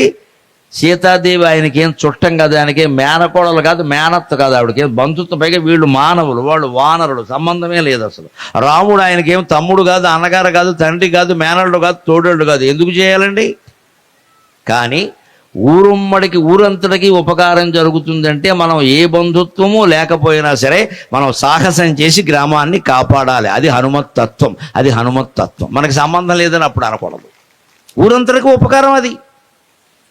మనది కాదు కదా, మన పొలం కాదు కదా, మన గుడి కాదు కదా, మనం కట్టలేదు కదా అంటే ఇవాళ దేవాలయాలు కూల్చి పారేస్తున్నారండి. హిందువులకు ఎంత అన్యాయం జరుగుతుందో మీరు ఆలోచించండి దయచేసి. దేవాలయాలు కూల్చి పారేస్తున్నారు. అడ్డుకోవాలి మన దేవాలయం లేకపోతే మనకి ఎలాగండి? ఒక్క దేవాలయం అనేది ఉంటే మీరే ఆలోచించండి. సరిగ్గా ఆ దేవాలయం నడిస్తే అడ్డాకుల గ్రామంలో ఉండే వాళ్ళందరూ ఖచ్చితంగా ప్రతిరోజు ఉదయం కానీ సాయంత్రం కానీ శివుణ్ణి, ఆంజనేయ స్వామిని, బాబా గారిని దర్శించుకుని దండం పెడితే కనీసం ఆ దేవాలయం మీద 10 కుటుంబాలు బతుకుతాయండి. 10 కుటుంబాలు బతుకుతాయండి. ఎంత గొప్ప విషయం ఇది! ఉపాధి కల్పన. డోలు వాయించేవాళ్ళు ఉంటారు, కాగడాలు పట్టేవాళ్ళు ఉంటారు, అర్చకత్వం చేసేవాళ్ళు ఉంటారు, ఊడ్చేవాళ్ళు ఉంటారు, కడిగేవాళ్ళు ఉంటారు, ఉత్సవాల్లో నాట్యం చేసేవారు ఉంటారు. అందరూ అన్ని కులాల వాళ్ళండి, ఒక బ్రాహ్మణులు కాదమ్మా. అర్చకత్వం బ్రాహ్మణులు చేస్తారు, మిగిలిన వాళ్ళు అందరూ పాల్గొంటున్నారు కదా. అన్ని కులాల వాళ్ళు ఉన్నారు. కాగడాలు పట్టేవాళ్ళు కులం వేరు, డోలు వాయించేవాళ్ళు కులం వేరు, ఏం లేదండి, అందరూ సేవ చేస్తారు. అంటే ఒక దేవాలయం ఉంటే 10 మందికి ఉపాధి కల్పిస్తుంటే ఊళ్ళో దేవాలయాన్ని కాపాడుకుంటే చాలు. ఆ దేవాలయం మనకేం చేస్తుంది అంటే, వెళ్ళి దండం పెట్టగానే మనకి ఇస్తున్నటువంటి గ్యారంటీ పథకం ఏమిటి అంటే, నన్ను స్మరించు, నీ బాధ్యత నువ్వు చేయి. సరిగ్గా భగవద్గీత 8వ అధ్యాయం అక్షర పరబ్రహ్మయోగంలో పరమాత్మ చెప్పింది ఇదే. తస్మాత్ సర్వేషు కాలేషు మామనుస్మర యుధ్యచ మయి అర్పిత మనోబుద్ధికి మామేవైష్యసి అసంశయక. అందువల్ల అర్జున ఎప్పుడూ నన్ను మనస్సులో స్మరిస్తూ నీ కర్తవ్యం నువ్వు చేయవయ్యా అన్నాడు. అందుకని హనుమంతుడు కేవలం తన కర్తవ్యం చేశాడు, సముద్రం దాటాడు, అక్కడ లంకా దహనం చేశాడు, సీతాదేవిని చూశాడు, మళ్ళీ తిరిగి వచ్చాడు, చెప్పాడు. మీకు తెలుసు ఎందుకు చేయగలిగాడు? స్మర్తవ్యము రామపదము. ఆయన ధర్మ మార్గాన్ని ఎంచుకున్నాడు. ఏ బంధము లేకపోయినా సరే, బంధుత్వం లేకపోయినా సరే, ధర్మం కోసం పోరాడే విషయంలో ఏ బంధం ఉండక్కలేదు. బంధుత్వంతో వల్ల ధర్మబంధం, హిందూ ధర్మబంధం అనేది ఒక్కటి చాలు, మనకి ఇంకేం అక్కలేదు. మేము హిందువులం, హిందుత్వాన్ని మేము కాపాడుకుంటామండి. దీనికి వేరే బంధం ఏమిటి? ఇక్కడ బంధుత్వం ఉండాలా? ఆస్తులు ఏమైనా రాయాలా దీనికి? ఆస్తులు అంటే ఏమిటండి? ఎంత ఆస్తి ఇచ్చినా సరే మన పిల్లలు ఉంచుకుంటారో లేదో తెలియవండి. కానీ భగవద్భక్తి అనే ఒక్క ఆస్తి మనం ఇయ్యగలిగితే వాడిని జీవితాంతం కాపాడేది అదేనండి. జీవితాంతం కాపాడేది అదే. ఇవాళ ఆధునిక సమాజంలో సంక్షోభాలు పెరిగిపోయి కుర్రాళ్ళందరూ, అమ్మాయిలందరూ ఎలా ఇబ్బందులు పడుతున్నారో చూడండి. కాస్త ఒక పరీక్ష ఫెయిల్ అయితే ఆత్మహత్య, ప్రేమలో విఫలమైతే ఆత్మహత్య, సంసారంలో తేడా వస్తే ఆత్మహత్య, నీట్ పరీక్ష ప్రశ్న పత్రాలు ఎక్కడో లీక్ అయితే వీళ్ళు ఆత్మహత్య. ఏం చేస్తారు? ఆత్మహత్య చేస్తే ఏమైనా లీక్ అయింది సరవుతుందా? అన్నిటికీ చచ్చిపోతామంటే ఎలాగండి? ఇవాళ యువతరానికి దురదృష్టవశాత్తు కనపడుతున్నవి 2 పరిష్కారాలు: చంపే లేదా చచ్చిపో, అంతే లెక్క. ఎవడో చంపేస్తాడు, వెళ్ళి జీవితాంతం జైల్లో ఉంటాడు. అదేమన్నా మంచి పనా? పోనీ ఆయన చనిపోయాడు, ఇది మరీ చెడ్డ పని. నువ్వు చంపుకోవడం ఎందుకు? ఇంకోటి చంపడం ఎందుకు? పరిష్కారాలు ఏం లేవా? సీతను కోల్పోయినంత మాత్రం రాముడు ఆత్మహత్య చేసుకోలేదు కదా. సీతాదేవి కనపడకపోతే హనుమంతుడు కూడా ఆత్మహత్య చేసుకుందాం అనిపించింది. నేను వెళ్ళిన మొహం ఎలా చూపిస్తాను, రాముడు ఏమంటాడు నన్ను, అందుకని ఇక్కడే జరిపోదామని మళ్ళీ ఏమనుకున్నాడో తెలుసు, ఆలోచించి ఎప్పుడు మనకి నిరాశ నిస్పృహ వస్తే అట్టు తిరగేయాలే. అట్టు తిరగేయడం అంటే తెలుసా? ఇంట్లో ఆడవాళ్ళు అట్లు వేసేటప్పుడు చూడండి, అడ్డాకుల్లో ఇంకా ఆడవాళ్లే అట్లు వేస్తున్నారు. హైదరాబాదులో అంతా మొగాళ్లే వేస్తున్నారు. నమశివాయ. ఇంకా అడ్డాకుల పుణ్యం. ఇక్కడ ఇంకా వంట వండుతున్నారు. కనీసం ఎల్లాళ్ళు, ఈ దేశం, ఈ గ్రామంలో ఎల్లాళ్ళు అందరికీ నమస్కారం. మాకు హైదరాబాద్లో ఎవరు వంటలేదు, మా ఇంట్లో ఒక్కటే జరుగుతుంది వంట, నా పుణ్యం అంతే. మిగిలిందంతా ఏంటంటే మగాడు వండట్లా, పెట్టు ఆర్డర్, పిజ్జా, బర్గర్, ఏది ఉంటే గడ్డి తినడమే అంతే. నేను పిజ్జా పెట్టుకున్నా, నీకేం పెట్టమంటావు? ఇంకోటి ఏదో పెట్టుకుంటే. ఈ ఆర్డర్ పెట్టడానికే పెళ్ళి, ఎందుకంటే ఆర్డర్ పెట్టడానికి, అన్నం పెట్టడానికి కాదు. కానీ ఇంకా గ్రామాల్లో కాస్త నాగరికత ఉంది. అందుకని అట్టు వేసేటప్పుడు మీరు చూడండి, ఎప్పుడైనా అట్టు ఇలా వేస్తారండి, కొంచెం కాలేక ఒక 2-3 నిమిషాలు 4 నిమిషాలు కాలేక తిరగేస్తారు. అట్టు తిరగేయడం అంటారు. కానీ మీరు గమనించండి, తిరగేసాక అంతసేపు కాల్చడం మాడిపోతుంది. మొదటి వైపు ఎక్కువసేపు కాలుస్తారు. అట్టు తిరగేసాక 1 నిమిషం అంత ఊరికే ఇలా అలా అని ఇంక అందులో ఏదైనా ఉల్లిపాయలు ఉపనిషత్తులు కావాలంటే వేసేసి తిప్పేస్తారు, అప్పుడే వేస్తారు, అంతే కదా. అట్టు తిరగేయడం అంటారు. మన ఆలోచన కూడా ఎప్పుడూ తిరగేసుకోవాలి. అట్టు తిరగేసినట్టుగా ఒక నిరాశాపరమైన ఆలోచన వస్తే దానికి కట్టుబడిపోయి అంతే, నా బతుకు ఇంతే. జాతకాలు చెప్పేవాళ్ళు కూడా చెప్పారు, శని పెట్టేసిందని చెప్పారు. ఇలా ఆలోచించకూడదు. ఈ పట్టిన శని వదలదా, 6 నెలల్లో వదులుతుంది, కొంపలు అంటుకుంటా. అందులో ఆంజనేయ స్వామిని కనుక మీరు ఆరాధన చేస్తే నవగ్రహాల్లో ఎవ్వడూ మన ఏమీ చేయలేడండి, అనుమానం లేదు. అందులో వీరాంజనేయుడు, ఆయన వీరాంజనేయుడు, కేవలం భక్తాంజనేయుడు దాసాంజనేయుడు అనుకోవద్దు. ఆయన వీరాంజనేయుడు. ఏ గ్రహం మన జోలుకొచ్చినా గదట్టి కొట్టి పారేస్తాడు. అంటే ఏ జాతకాలకు మీరు భయపడక్కలే. శనిగ్రహం పట్టింది, రాహుగ్రహం పట్టింది, పట్టనేయండి, మనకు అనవసరం. మనం గుళ్ళోకి వెళ్ళి దండం పెట్టుకుంటాం అంతే. ఒక దేవాలయం ఉంటే అంత ఉపయోగం ఉంది. మనసులో నిరాశ వచ్చింది, గుళ్ళోకి వెళ్ళండి. నిస్పృహ వచ్చింది, గుళ్ళోకి వెళ్ళండి. ఒక కోరిక తీవ్రంగా బాధిస్తుంది, అది అవ్వాలి. ఏమంటే పెళ్ళి, పిల్లాడి చదువు అవ్వకుండా ఎలా కుదురుతుందండి? అప్పుల్లో ఉన్నాం, అప్పులు తీరాలి, కోరికలు వద్దంటే ఎలాగా? కోరికలు ఉంటాయి. ఆ కోరికలకు తట్టుకోలేకపోతున్నాం, తీరే ఉపాయం కనపట్లేదు. గుళ్ళోకి వెళ్ళండి. స్వామి, ఏదో పొరపాటు చేశాను, అప్పులే చేశాను, పొరపాటు అయింది, తప్పు అయింది, ఇదిగో నువ్వు విగ్రహమైనా నీ కాళ్ళు పట్టుకున్నా, ఇంకా ఈఎంఐలు పెట్టను, ఇంకా అప్పులు చెయ్యను అని భగవంతుడి దగ్గర మీరు ప్రమాణం చేయండి. 3 నెలలు తిరగకుండా మీ అప్పులు తీరేంత ఆర్థిక స్థితి పరమశివుడు మీకు కల్పిస్తాడమ్మా, అనుమానమే లేదు. పరమశివుడు కల్పిస్తాడు. ఐశ్వర్యం ఈశ్వరాధీనం అన్నారు. ఐశ్వర్యం కావాలంటే ఈశ్వరుణ్ణి అడగాలి. ఎందుకంటే ఈశ్వరుడు తనకున్న ఐశ్వర్యం సమస్తాన్ని కుబేరుడు కోసం వదిలేశాడు. కుబేరుడికి ఇచ్చాడు. ఆయన ఒట్టి బోడిలింగం కింద మిగిలిపోయాడు. ఏనుగుతోలు బూడిద కప్పుకుని ఉన్న ఐశ్వర్యం అంతా కుబేరుడికి ఇచ్చేశాడు. కుబేరుడు కోటీశ్వరుడు, అంతకు మించిన కుబేరుడు ఎవరు లేరు నిజానికి. ప్రపంచంలో కోటీశ్వరుడు ఉంటే కుబేరుడు అంటారు. ఆ కుబేరుణ్ణి కోటీశ్వరుని చేసిన వాడే మన శివాంజనేయ ఆలయంలో ఉండే శివుడు. ఆయన అలా బోడిలింగంలా కనపడతారు కానీ చాలా ఘనుడు, మహానుభావుడు ఆయన. ఆయన ఇచ్చిన ఐశ్వర్యం మరి ఎవరు ఇవ్వలేరు. ఆయనది విభూతి అంటారు. అది బూడిద అనకూడదండి, విభూతి. విభూతి అంటే ఐశ్వర్యం. అందుకని ఆయనకి దండం పెట్టుకుంటే 3 నెలల్లో నీ ఆర్థిక స్థితి మారుతుంది. నీకు అనుకోని అవకాశాలు వస్తాయి. నువ్వు చిన్న వ్యాపారం ఏదో చేసుకుంటూ ఉంటావు, కిళ్ళి కొట్టు పెట్టావు, నీ కొట్టు దగ్గరికి అందరూ వస్తారు. ఎందుకంటే 100 రూపాయల్లో శివుడే వస్తాడు, అనుమానం లేదు. ఇక్కడ 100 రూపాయల్లో వస్తాడు. కిళ్ళి కొట్టు అంటాడు. అంటే రోజుకు 100 మంది కిళ్ళీలు కట్టించుకుంటే మనం వ్యాపారస్తులు అవ్వలేదా? మనకు డబ్బులు రాలేదా? మనం చేసిన వ్యాపారం బాగుంటే చాలు కదా. ఆ వ్యాపారం బాగుంటుంది. భగవంతుడిని నమ్మితే అటువంటి ప్రయోజనం ఉంటుంది ఎప్పుడు కూడా. అందుకోసం దేవాలయాన్ని ఉపయోగించుకోవాలి. అందుకే ఇప్పుడు చెబుతున్న ధర్తవ్యము సంజీవని, అలా రామపదాన్ని నిరంతరం స్మరించబట్టి ఆయన సంజీవి పర్వతాన్ని ఎత్తగలిగాడు. తెల్లవారేలోగా తీసుకొచ్చి హనుమంతుడిని, లక్ష్మణుడిని బతికించగలిగాడు. మర్తవ్యులము ఈ విషయము మాకెటు తెలియున్. మనకెందుకు అర్థం కాదు అంటే, మనం మర్తవ్యులం అంటే మృతికి సిద్ధంగా ఉండవలసిన వాళ్ళ. మనిషి అంటే మర్త్యలోకం అంటారు. మర్త్యలోకం అంటే మృతి సంబంధించిన లోకం. ఈ లోకం ఇలా ఉండదండి. ఎప్పుడు మనుషులు చనిపోతూనే ఉంటారు, పుడుతూనే ఉంటారు. జంతువులు చనిపోతూ ఉంటాయి, మళ్ళీ పుడుతూ ఉంటాయి. చెట్లు చనిపోతూ ఉంటాయి, మళ్ళీ పుడతాయి. ఇంకా మనకంటే జంతువులు ఎక్కువ కాలం జీవిస్తాయి, వాటికంటే చెట్లు ఎక్కువ కాలం జీవిస్తాయి, వాళ్ళకంటే రాళ్ళు ఎక్కువ కాలం జీవిస్తాయి. రాళ్ళకి జీవం లేదనకంటే పొరపాటు. మనం సుత్తెట్టు కొడితే శబ్దం వస్తుంది, ఆలోచించమనండి. ధ్వని వస్తుందంటే జీవం ఉన్నట్టే లెక్క. ఆ సంగతి మన ఋషులు ఎప్పుడో చెప్పారు. రాతికి ప్రాణం ఉందని. రాతికి ప్రాణం ఉంది. ఎలాంటి ప్రాణం? మనలాంటి ప్రాణమే ఉండాలంటే ఎలాగా? మనలాగా ఎన్నికల్లో ఓటేసే ప్రాణం రాతికి ఉంటుంది ఏమిటి? ఉంటే అది 2 ఓట్లు వేస్తుంది, 1 ఓటు అయింది ఇక్కడ. అందుకని రాతికి ప్రాణం ఎలా ఉంటుందంటే చాలా ఆలస్యంగా స్పందిస్తుంది, చాలా నెమ్మదిగా స్పందిస్తుంది. అది మనకి తెలియదు. దానికంటే కొంచెం చెట్టుకి కాస్త తొందరగా ఎదుగుతుంది. చెట్టు ఎదుగుతుంది కదా, చూస్తున్నాం కదా. చెట్టు చిగురాకులు తెంచేసామనుకోండి, 3 అయిపోయింది కదా. మరి ఎండ గాలి వస్తే చెట్టు పిడుగు పడితే చెట్టు దెబ్బతింటుంది, అంటే శబ్దం దానికి వినపడుతుంది కదా. ఇలాంటివన్నీ ఉన్నాయి. చెట్టుకి ప్రాణం ఎక్కువ, అంతకంటే జంతువుకి ఎక్కువ. అది కదులుతోంది కానీ మనిషిలా ఆలోచించలేదు. కదలడం కానీ, స్పందించడం కానీ, ఆలోచించడం కానీ అన్నీ ఉన్నటువంటి మనిషిని ఏమన్నారు అంటే, మొత్తం 84 లక్షల జీవరాశుల్లో మానవ జన్మని మించింది లేదు అన్నారు. ఆ మానవ జన్మ సార్థకం చేసుకోవాలి. అంటే మానవత్వంతో ప్రవర్తించాలి. అందుకే మీ అడ్డాకుల వారందరికీ నేను విజ్ఞప్తి చేసే, ముందు మానవత్వం రావాలంటే దైవత్వం నుంచే రావాలి అది. అందుకని ఖచ్చితంగా రోజు శివాలయానికి కానీ, ఆంజనేయాలయానికి కానీ, సాయి ఆలయానికి కానీ రోజు వెళ్ళండి. రోజు దండం పెట్టుకోండి. ఓపుకుంటే 10 రూపాయలు వేయండి, లేకపోతే దండం పెట్టుకుని వచ్చేయండి. వెయ్యాలి, ఎంతో కొంత వెయ్యాలి, దక్షిణ వెయ్యాలి. గుడి నడవాలి కదా, అందుకని దక్షిణ వెయ్యాలి. వేస్తే ఒక 100 మంది వెళ్ళారంటే చూసుకోండి, రోజుకు 1000 రూపాయలు వస్తాయి. అక్కడ నెలకి 30,000 ఆదాయం, అది బ్రహ్మాండంగా ఉంటుంది అక్కడ. మరి ఎవరు పోషించకపోతే గుళ్ళు ఎలా ఉంటాయండి? అలాగ మనం ఈ ఊళ్ళో వాళ్ళందరూ నన్ను అడిగితే అడ్డాకుల్లో ఉండే ఆలయానికే వెళ్ళండి, ప్రసిద్ధ పుణ్యక్షేత్రాలకి వెళ్ళకండి. ఇక్కడే దేవుడు ఉన్నాడు, ఇక్కడే ఆరాధన చేయండి.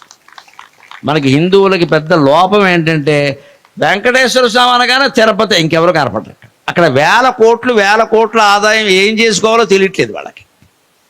ఇంకా శివుడు అంటే శ్రీశైలం లేదా కాశీ అంతే, ఇక్కడెక్కడే లేవు. ఇంకా కనీసం తెలంగాణలో దగ్గరలో ఉన్న వేములవాడ కూడా చూడడం. శ్రీశైలం ది గ్రేట్, ఈయనకి ఎవరు చెప్పి అదంతా ఇది అంతే. అసలు మన గుండెల్లో ఉన్నటువంటి శివుడు కంటే గొప్ప శివుడు ఏ గుడిలోనూ ఉండడండి. నేను మొహమాటం లేకుండా చెబుతున్నా, గుండెల్లో ఉండేంత గొప్ప శివుడు ఏ గుడిలోనూ ఉండడండి. మీ గుండెల్లో శివుడిని ఆరాధించండి, ఎక్కడ కదలక్కల. స్థానిక దైవం మనం గుర్తుపెట్టుకోవాలి. స్థానిక దేవాలయాల్ని, స్థానికంగానే గ్రామాన్ని మనం ప్రోత్సహించాలి. అంతకుమించి వేరేదేమీ అక్కర్లేదు అక్కడ. అలాగే మానవత్వమే దైవత్వం అంటున్నాం. ముందు మానవత్వం ఎక్కడ పుడుతుందో తెలుసా? ఇంట్లో పుడుతుందండి, ఊళ్ళో కాదు, సమాజంలో కాదు. ఇంట్లోంచే సమాజంలోకి వస్తుంది. ఇంట్లో కొడుకు కూతురు అనే స్థానంలో ఉన్న వాళ్ళందరూ, అడ్డాకుల గ్రామంలో ఉన్న వాళ్ళందరూ ఆలోచించండి. ఈ యంత్రం ద్వారా ప్రపంచం అంతా పెడుతుంది కూడా, ప్రపంచం అంతా కొడుకు స్థానంలో, కూతురు స్థానంలో ఉన్న వాళ్ళందరూ ఆలోచించండి. మానవత్వం అంటే ఏంటో. కిం తయా క్రియతే ధేన్వా యా నశూతేన దుగ్ధద, కిం తయా క్రియతే ధేన్వా యా నశూతేన దుగ్ధద. కో అర్ధ పుత్రేణ జాతేన యో న విద్వాన్ న భక్తిమాన్. కొడుకన్నా కూతురన్నా ఇవాళ లెక్క ఏమిటో తెలుసా? ఒక ఆవు ఉందనుకోండి, మామూలుగా మన ఆవో గేదో ఉంది, ఎలా ఆలోచిస్తాం? ఏమండి, అది ఏననప్పుడు, పాలివ్వనప్పుడు, దూడలేవి లేనప్పుడు ఎంతకాలం పోషిస్తామండి? కష్టం కదా. గొడ్డు మోతావు అంట. కిం తయా క్రియతే ధేన్వా యా నసూతేన దుగ్ధద. ఆవు ఉండొచ్చు, కానీ అది ఎప్పుడూ ఈనడం లేదు, ఎప్పుడూ పాలివ్వడం లేదు, దానికి పిల్లలు లేవు. ఎంతకాలం దాన్ని పోషిస్తారు ఎవరైనా? కొడుకైనా అంతే కదా అంటున్నాడు ఖచ్చితంగా కవి. కొడుకైనా కూతురైనా గమనించాలి. నువ్వేమీ చెయ్యవు అమ్మ కోసం, నాన్న కోసం. ఎవరైనా సినిమా యాక్టర్ ఉంటే మాత్రం జెండా పట్టుకెళ్ళిపోతారు జై అంటూ. ముందు ఇది మానుకోవాలి. ఇద్దరితో ఇక్కడ అమ్మా నాన్నకు అన్నం పెట్టకుండా సినిమా యాక్టర్ల చుట్టూ, క్రికెట్ వాళ్ళ చుట్టూ తిరుగుతారా వెళ్ళి? ఇక్కడ వాళ్ళు ఎవరికైనా చిటికిన వేలుకి ఏదైనా, అసలు చిటికిన వేలు కూడా ఆయన గారి సినిమా సరిగ్గా ఆడకపోతే ఈయనకి జ్వరం వచ్చేస్తుంది. దీన్ని ఓవర్ యాక్షన్ అంటారు. ఇక్కడ ఆయన సినిమా ఆడకపోతే నీకెందుకే జ్వరం? తుంటిపి కొడితే మూతిపళ్ళు రాలేయనే, ఆయనే ఆడవాలి, నువ్వెందుకు ఎడుతావు ఇక్కడ? ఈ సినిమా వాళ్ళ మీద ఉండే అభిమానం, క్రికెట్ వాళ్ళ మీద ఉండే అభిమానం కన్న తల్లిదండ్రుల మీద ఎందుకు లేదండి? ప్రతి యువకుడు, ప్రతి యువతి ఆలోచించండి అమ్మా, ప్రతి యువకుడు ఆలోచించండి. అమ్మా నాన్నకు అన్నం పెట్టరా? పెళ్ళి అయితే ముందు విడిగా కుటుంబాలు పెట్టేస్తారా? ఇక్కడ సినిమా వాళ్ళ చుట్టూ తిరుగుతారా అభిమాన సంఘాలు పెట్టి? వీళ్ళని చూసుకుని వాళ్ళు రెచ్చిపోతున్నారు. అక్కడ మాకెంతమంది ఉన్నారు అంటే ఉంటే ఏంటి? ఇక్కడ ముందు చూసుకోవాల్సింది మన కుటుంబాన్ని. మానవత్వం అంటే అది, సినిమాలు క్రికెట్ కాదు. ఇక్కడ మన కుటుంబం. కిం తయా క్రియతే ధేన్వాయా నసూతేన దుగ్ధద. పాలీయనావు, దూడల్ని పెట్టనావు, ఉపయోగం లేదని అంటారు కదా, మరి కొడుకైనా అంతే కదా అన్నాడు. యో నవిద్వాన్న భక్తిమాన్. చదువు లేదు, భక్తి లేదు. చదువు లేకపోయినా భక్తి ఉంటే గుళ్ళోకి వెళ్ళి నిజంగా చిత్తశుద్ధిగా సరస్వతీదేవిని ప్రార్థిస్తే నాలుక మీద బీజాక్షరాలు రాసిన కాళిదాసుకి ఇచ్చినట్టు చదివిస్తుంది. నీకు అది లేదే. గుళ్ళోకి వెళ్ళవా అంటే దేవుడు ఉన్నాడంటావా అంటే ఈయన దగ్గరికి చెప్పాలి. దేవుడు వచ్చి ఐఎమ్ హియర్ డోంట్ వర్రీ అని చెప్పాలి. పైగా నీకు తెలుగులో చెప్తే అర్థం కాదు, సమస్య ఇంగ్లీష్లో చెప్పాలి. ఇప్పుడు ఇంగ్లీష్ మీడియం కదా. దేవుడు వచ్చి నేను ఉన్నానంటే ఇదేం భాష అంటాడు. ఈవేళ ఆంధ్ర తెలంగాణ ఎక్కడైనా ఒకటే ఈ జబ్బు. అదేం భాష? What is that language? I don't know. ఎందుకంటే యాదవ్ ఇంగ్లీష్ మీడియం చదివాడు. అందుకని దేవుడు కూడా మన కర్మకాలం ఇంగ్లీష్లో మాట్లాడు. I am God, I am so and so అని చెప్పుకోవాలి ఇక్కడ కర్మ. లేకపోతే వీడికి తెలియదు. ఆ కర్మ దేవుడికి లేదండి. ఎదురుగా కనపడి చెప్పాలా దేవుడు ఉన్నాడని? ఒక్క మాట చెబుతాను, ఆలోచించండి. పల్లెటూరి ప్రజలు నిష్కల్మషమైన హృదయం కలిగిన వాళ్ళు. ఏమండి, పెళ్ళయిన తర్వాత దంపతులు కలిసిన తర్వాత భార్య గర్భం ధరిస్తే ఇంకా కడుపులో పిండం పడిందో లేదో తెలియదు. ఇంత పోతన గారు భాగవతంలో చెప్పినట్టు చలనై పిదనై ఇకలకలనై అన్నట్టుగా ఏదో ఒక జిగురు పదార్థం అలా కడుపులో ఇలాగ, తల్లి కడుపులో ఇలాగ గర్భసంచిలో అలాగ అటు ఇటు సంచరిస్తూ ఉంటేనే కడుపులో పాలు పడ్డాయి తల్లికి. 2 ఏళ్ల పాటు ఆ పాలు అలాగే ఉన్నాయి. కడుపులో బిడ్డకి, పుట్టిన బిడ్డకి 2 ఏళ్ళు గ్యారంటీ ఇచ్చినటువంటి శక్తి ఎవరికి ఉందండి? భగవంతుడికి తప్ప. భగవంతుడు ఉన్నాడని వేరే చెప్పక్కర్లేదు. ఈ ఒక్క ఉదాహరణ చాలు. ఎలా పడ్డాయండి పాలు? అంతకుముందు కన్యగా ఉన్నప్పుడు లేవు, పెళ్ళయినా లేవు. గర్భం ధరించినప్పుడే, బిడ్డ కడుపులో పడినప్పుడే, అది కూడా ఏమిటో ఇంకా బిడ్డ తయారవ్వలేదు పూర్తిగా. నిజానికి ఆయన తయారై బయటకు వచ్చే సమయానికి తల్లి పాలిస్తోంది హాయిగాను. ఎక్కడి నుంచి వచ్చాయి? తల్లి అన్నం తినకపోయినా సరే, తల్లికి అనారోగ్యం ఉన్నా సరే, ఇబ్బందులు ఉన్నా సరే పాలొస్తున్నాయండి. అది చేసేది కేవలం లలిత పరాభట్టారిక ఆదిశక్తి రమేయాత్మ పరమా పావనాకృతి. అమ్మవారు చేస్తుందమ్మా, అమ్మవారు చేస్తుంది. సైంటిస్టులు చేస్తారా? నాస్తికులు చేస్తారా ఈ పని? చెప్పమనండి ఎవరినైనా. దీనికి పెద్ద రసాయనిక ప్రక్రియ, వల్లకాడు వచనపురం ఏదో ఏం లేదు, భగవన్ లేదు. ఇప్పుడు మన బజార్లో ఒక వస్తువు కొన్నాం, ఫ్రిడ్జ్ కొన్నారు మీరు, 3 ఏళ్ళు గ్యారంటీ ఇస్తున్నాడు కదా, కార్డు దగ్గర పెట్టుకుంటాం కదా, వారంటీ అంటున్నాం కదా. టీవీ కొన్నాం, 2 ఏళ్ళు గ్యారంటీ ఇచ్చాడు లేదా? భగవంతుడు ఈ సృష్టిలో పుట్టిన ప్రతి బిడ్డకి 2 ఏళ్ల పాటు తల్లిపాల గ్యారంటీ ఇచ్చాడమ్మా. భగవంతుడు ఉన్నాడు అనడానికి ఇంతకంటే సాక్ష్యం అక్కర్లేదు. ఎవడన్నా లేడంటే మూతి పగలగొట్టి ఈ విషయం చెప్పండి. ఎన్ని మహిమలు, ఎన్ని మాయలు జరుగుతున్నాయి మన కళ్ళ ముందే. ఇవన్నీ కనపడుతుంటే కూడా ఇంకా దేవుడు అంటున్నాడు. మూర్ఖత్వం అన్నమాట అది. నవిద్వాన్ భక్తిమాన్. మీరు ముందు బాగా చదువుకోవాలి. యువకులు అంటే బాగా చదువుకోవాలి. బోర్డు ఖర్చు పెట్టి చదివిస్తున్నారు. ఇవాళ అడ్డాకుల వాళ్ళు అడ్డాకుల్లో చదవట్లేదని హైదరాబాద్ పంపిస్తున్నారు. అక్కడి నుంచి అక్కడ రూమ్ తీసుకుంటారు. ఎంతంత ఖర్చు అయిపోతుంది అక్కడ. అందున ఇంజనీరింగ్లండి. ప్రభుత్వాలు ఫీజులు కడితే కట్టచ్చు, వేరే ఖర్చులు లేవా? అన్నీ ఇస్తారేటి వాళ్ళు. బోర్డు ఖర్చులు అవుతున్నాయి ఇక్కడ పేద కుటుంబాల నుంచి. మరి అంత ఖర్చు పెట్టి చదివిస్తున్న తల్లిదండ్రుల పట్ల మన దృష్టి ఎలా ఉందండి? ఈ కుర్రాడు బీటెక్ ఇంజనీరింగ్ కాలేజీలో చేరగానే మొత్తం ఒక 3 నెలలు కాకముందే ఏ గర్ల్ ఫ్రెండ్ దొరుకుతుందా లైన్ వేద్దామని చూస్తున్నాడు వీడు. పైగా ఇంటి దగ్గర నుంచి అడ్డాకల నుంచి అమ్మ ఫోన్ చేసి, అబ్బాయి బాగున్నానమ్మా అంటాడు. మా నాన్న పంపిన డబ్బులు ఏం చేసేవారంటే, నేనే బట్టలు కూడా లేదు, గర్ల్ ఫ్రెండ్కి డెస్కోనాడు ఈ సన్నాసి. చెప్పడు ఇక్కడ. ఇది ఎప్పుడు బద్దలవుతుంది? 2 ఏళ్ళు అయ్యాక వీడికి మార్కులు ఏమి రాకుండా అన్నింటిలోనూ ఫెయిల్ అవుతూ ఉంటే అప్పుడు తండ్రో తల్లో వెళ్ళి కనుక్కుంటే అప్పుడు బద్దలైతే, మా కుర్రాడు చెడిపోయాడు, అడ్డాకుల్లోనే బాగుండేవాడు, ఇప్పుడు ఇస్తరాకులు వచ్చాక పాడైపోయాడు అంటే. అడ్డాకులు విస్తరాకులు 2 ఒకటే. మా ఊళ్ళోనే బాగుండేవాడు, పెళ్ళి అక్కడ చెడిపోవడం ఇక్కడ చెడిపోవడం కాదు. నేను చెడిపోయేవాడు ఇక్కడ చెడిపోతాడు. ఇక్కడ హైదరాబాద్ వాతావరణం ఏం పనిగట్టుకు చెడగొట్టదు. అక్కడ నేను 16 ఏళ్ళుగా ఉంటున్నాను, నన్ను చెడగొట్టలేదుగా. హైదరాబాద్లో ఉంటే చెడిపోలేదు కదా. వాతావరణాన్ని బట్టి చెడిపోయేవాడు మనిషి కాదండి, తట్టుకుని నిలబడాలి. ఆ నిలబడాలంటే ముందు ఉండవలసింది ఏంటంటే, తండ్రి మనం బాగా చదువుకోనప్పుడు, కనీసం దైవభక్తి అనే లేనప్పుడు, నవిద్వాన్ భక్తిమాన్, వాడు కొడుకు ఎలా అవుతాడు? పిల్ల ఏనప్పుడు పాలివ్వనప్పుడు ఆవు కాదని మనం అయ్యో గొడ్డుటావి ఇలా మిగిలిపోయింది, గొడ్డుటావి పిదిపి లాభంబు గలదే అన్నట్టుగా మిగిలిపోయింది అనటం. మరి కొడుకేనా అంతే కదా, కుమార్తెనా అంతే కదా. హిందూ ధర్మం అంటే, మానవత్వం అంటే గుర్తుపెట్టుకోవాలి. ముందు తల్లిదండ్రులను పోషించాలి. వాళ్ళకి మళ్ళీ ఏ లోటు రాకూడదు. 25 ఏళ్ళు వచ్చే వరకు వాళ్ళు మనల్ని పోషించారు. 25 ఏళ్ళు దాటాయంటే మనం వాళ్ళని పోషించాలి. ఏ రకంగానైనా పోషించాలి, అంతే లెక్క. అలాగే పల్లెటూళ్ళలో ప్రధానంగా చెప్పవలసిన మాట, మనిషిగా ఎందుకు బతకలేకపోతున్నాడండి? ఆలోచించండి దయచేసి. చాలా సున్నితమైన విషయం, సూక్ష్మమైన విషయం. మనిషిగా ఎందుడలేక మహాకవి, తెలంగాణ కాదు యావత్తు తెలుగు జాతి గర్వించవలసిన కవి మహాకవి దాశరథి అంటాడు. కవి కావచ్చు, పండితుడు కావచ్చు, నాయకుడు కావచ్చు, గాయకుడు కావచ్చు, నరుడవుట ఎంత దుష్కరమ సొమ్ము అంటాడు. మనిషి కవి అవుతున్నాడు, పండితుడు అవుతున్నాడు, గాయకుడు అవుతున్నాడు, నటుడు అవుతున్నాడు, మనిషిలా ఉండలేదంటాడు. ఎలాగో తెలుసా? ఒక పులిని తిందండి, మేకని తింటుంది, లేడిని తింటుంది. ఒక లేడిని తినదు, శాకాహారం, ఏదో గడ్డి గాదని తింటుంది, ఆకులు అలమలు. సింహం కూడా సింహాన్ని చంపదు, ఏనుగును చంపుతుంది. కానీ మనిషికి ఉండే దుర్లక్షణం ఏమిటో తెలుసా? సాటి మనిషిని నాశనం చేసేవాడు కేవలం మనిషి ఒక్కడేనండి, కేవలం మనిషి ఒక్కడేనండి. మనం మనుషులమేనా? మనం అందరం దైవభక్తులం.